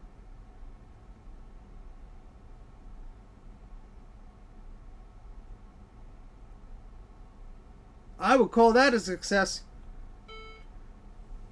There's not enough memory. Oh, man. Sweet. Well, I call that a success. That is very, very awesome. It looks very sharp. I mean, this is totally a usable display. I mean, wow. You can hardly see the streaking, really. I mean... Yeah, let me adjust the camera here 1 second. Because it's not going to focus correctly. I'm going to manually focus the camera. So you guys can see what I'm seeing.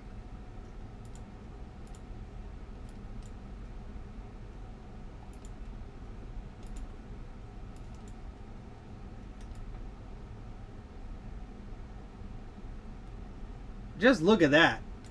Look at that. That is worlds better. My goodness. I mean, putting this back together is going to be annoying. Don't get me wrong. But that is a very satisfying result for all that work. And the flicker is only noticeable on the camera because the refresh rate on the camera is different. But, oh, thank you very much, Justin. Thank you very much for the super chat. Eep! Thank you. Appreciate it. This is the 160, Mike. This is the 160. So I think you told me to start on the 160 first. But that display, that is not a bad display at all. That is crispy. I don't even see any dust or anything. So that's good. I cleaned it up pretty good then. But awesome.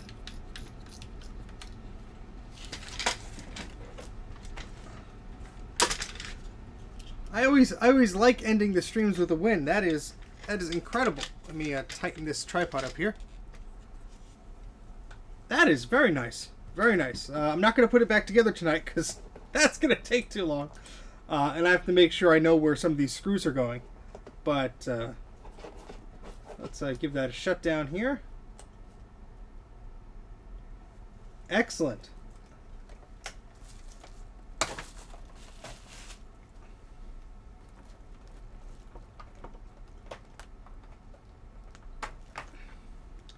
Let me catch up on the chat here. It really does, and I have some before and after photos, so I'd be happy to... I think I'm going to have to resurrect my blog and post some stuff on there, or the Mac84 Facebook page or whatever. Because I do get people that are like, oh, you know, did you ever get this working? Did you ever get that working? So, sweet. Yeah, I mean, it still needs to be put back together. But, yeah, it was really bad before. Let me find the photo on my phone of when I was working on it last, to give everyone an idea of how bad it was.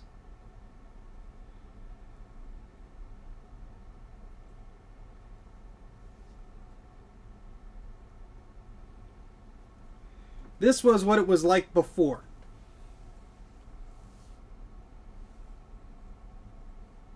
That's what it basically looked like before.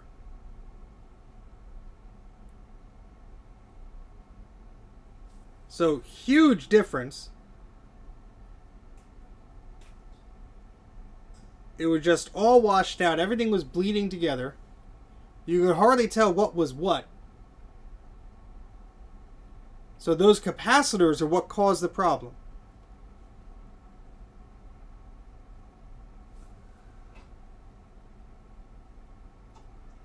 And this was the best it looked, but you could see all of the bleeding of the lines. That was the best it looked on startup, and then all of a sudden it went to crap. But now that display is beautiful, so I am very, very happy about that.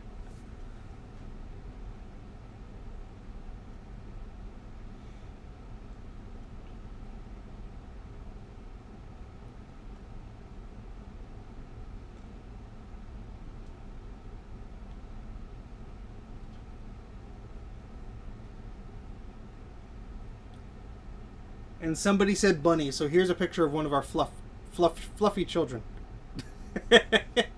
This is Luna. She is very, very fuzzy. Extremely fuzzy. She has more fuzz than bun. So there you go. Alright, let me catch up on this here. Yes, nice, clear, and uniform. Thank you. I'm very glad we were able to get that done. And yeah, I think I'm going to end this on a high note. I know there are 50 of you watching. I will take out the power supply for the 2SI. I'm going to take it out just to show you how that looks, because I didn't even get a look at it yet. Let me move this onto the shelf so it will not be damaged, because I'll have to put this fully back together at another point in time. So let me move this real quick. I'll be right back in a minute.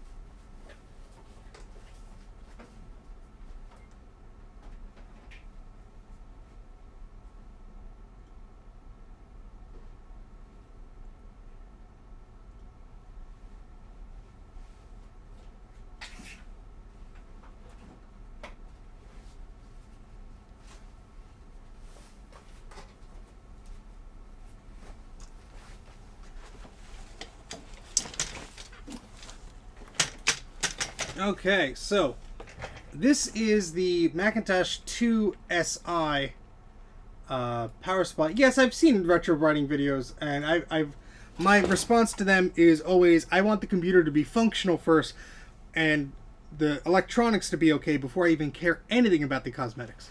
But yeah, so Michael, that's not cool, buddy. If you keep that up, I'm gonna have to just revoke you from the channel. So, all right. So here is the logic, the power supply, and you could see, because it was in the ultrasonic, as Bruce was telling me earlier, some of that aluminum is a little dark. Now, I don't think that is too bad. It's just a slightly different shade. Well, I would treat it, except that this has to dry. There's likely a lot of stuff still around here. I'm not going to rush and fix it. But thank you, Class Mac. See you later. And yeah, there's still quite a lot. Look at, there's a lot of blue coming out of this connector. I'm a little concerned as to why that is. I'm a little concerned of why that is blue coming out of that wire. It could be like green corrosive material. But yeah, so over here was where the caps were all disgusting. And now it's a little hard because it's not focusing. But that is all clean now, which is good. No. Yeah, there's still quite a bit of wetness coming off of here. So this will have to dry for a while.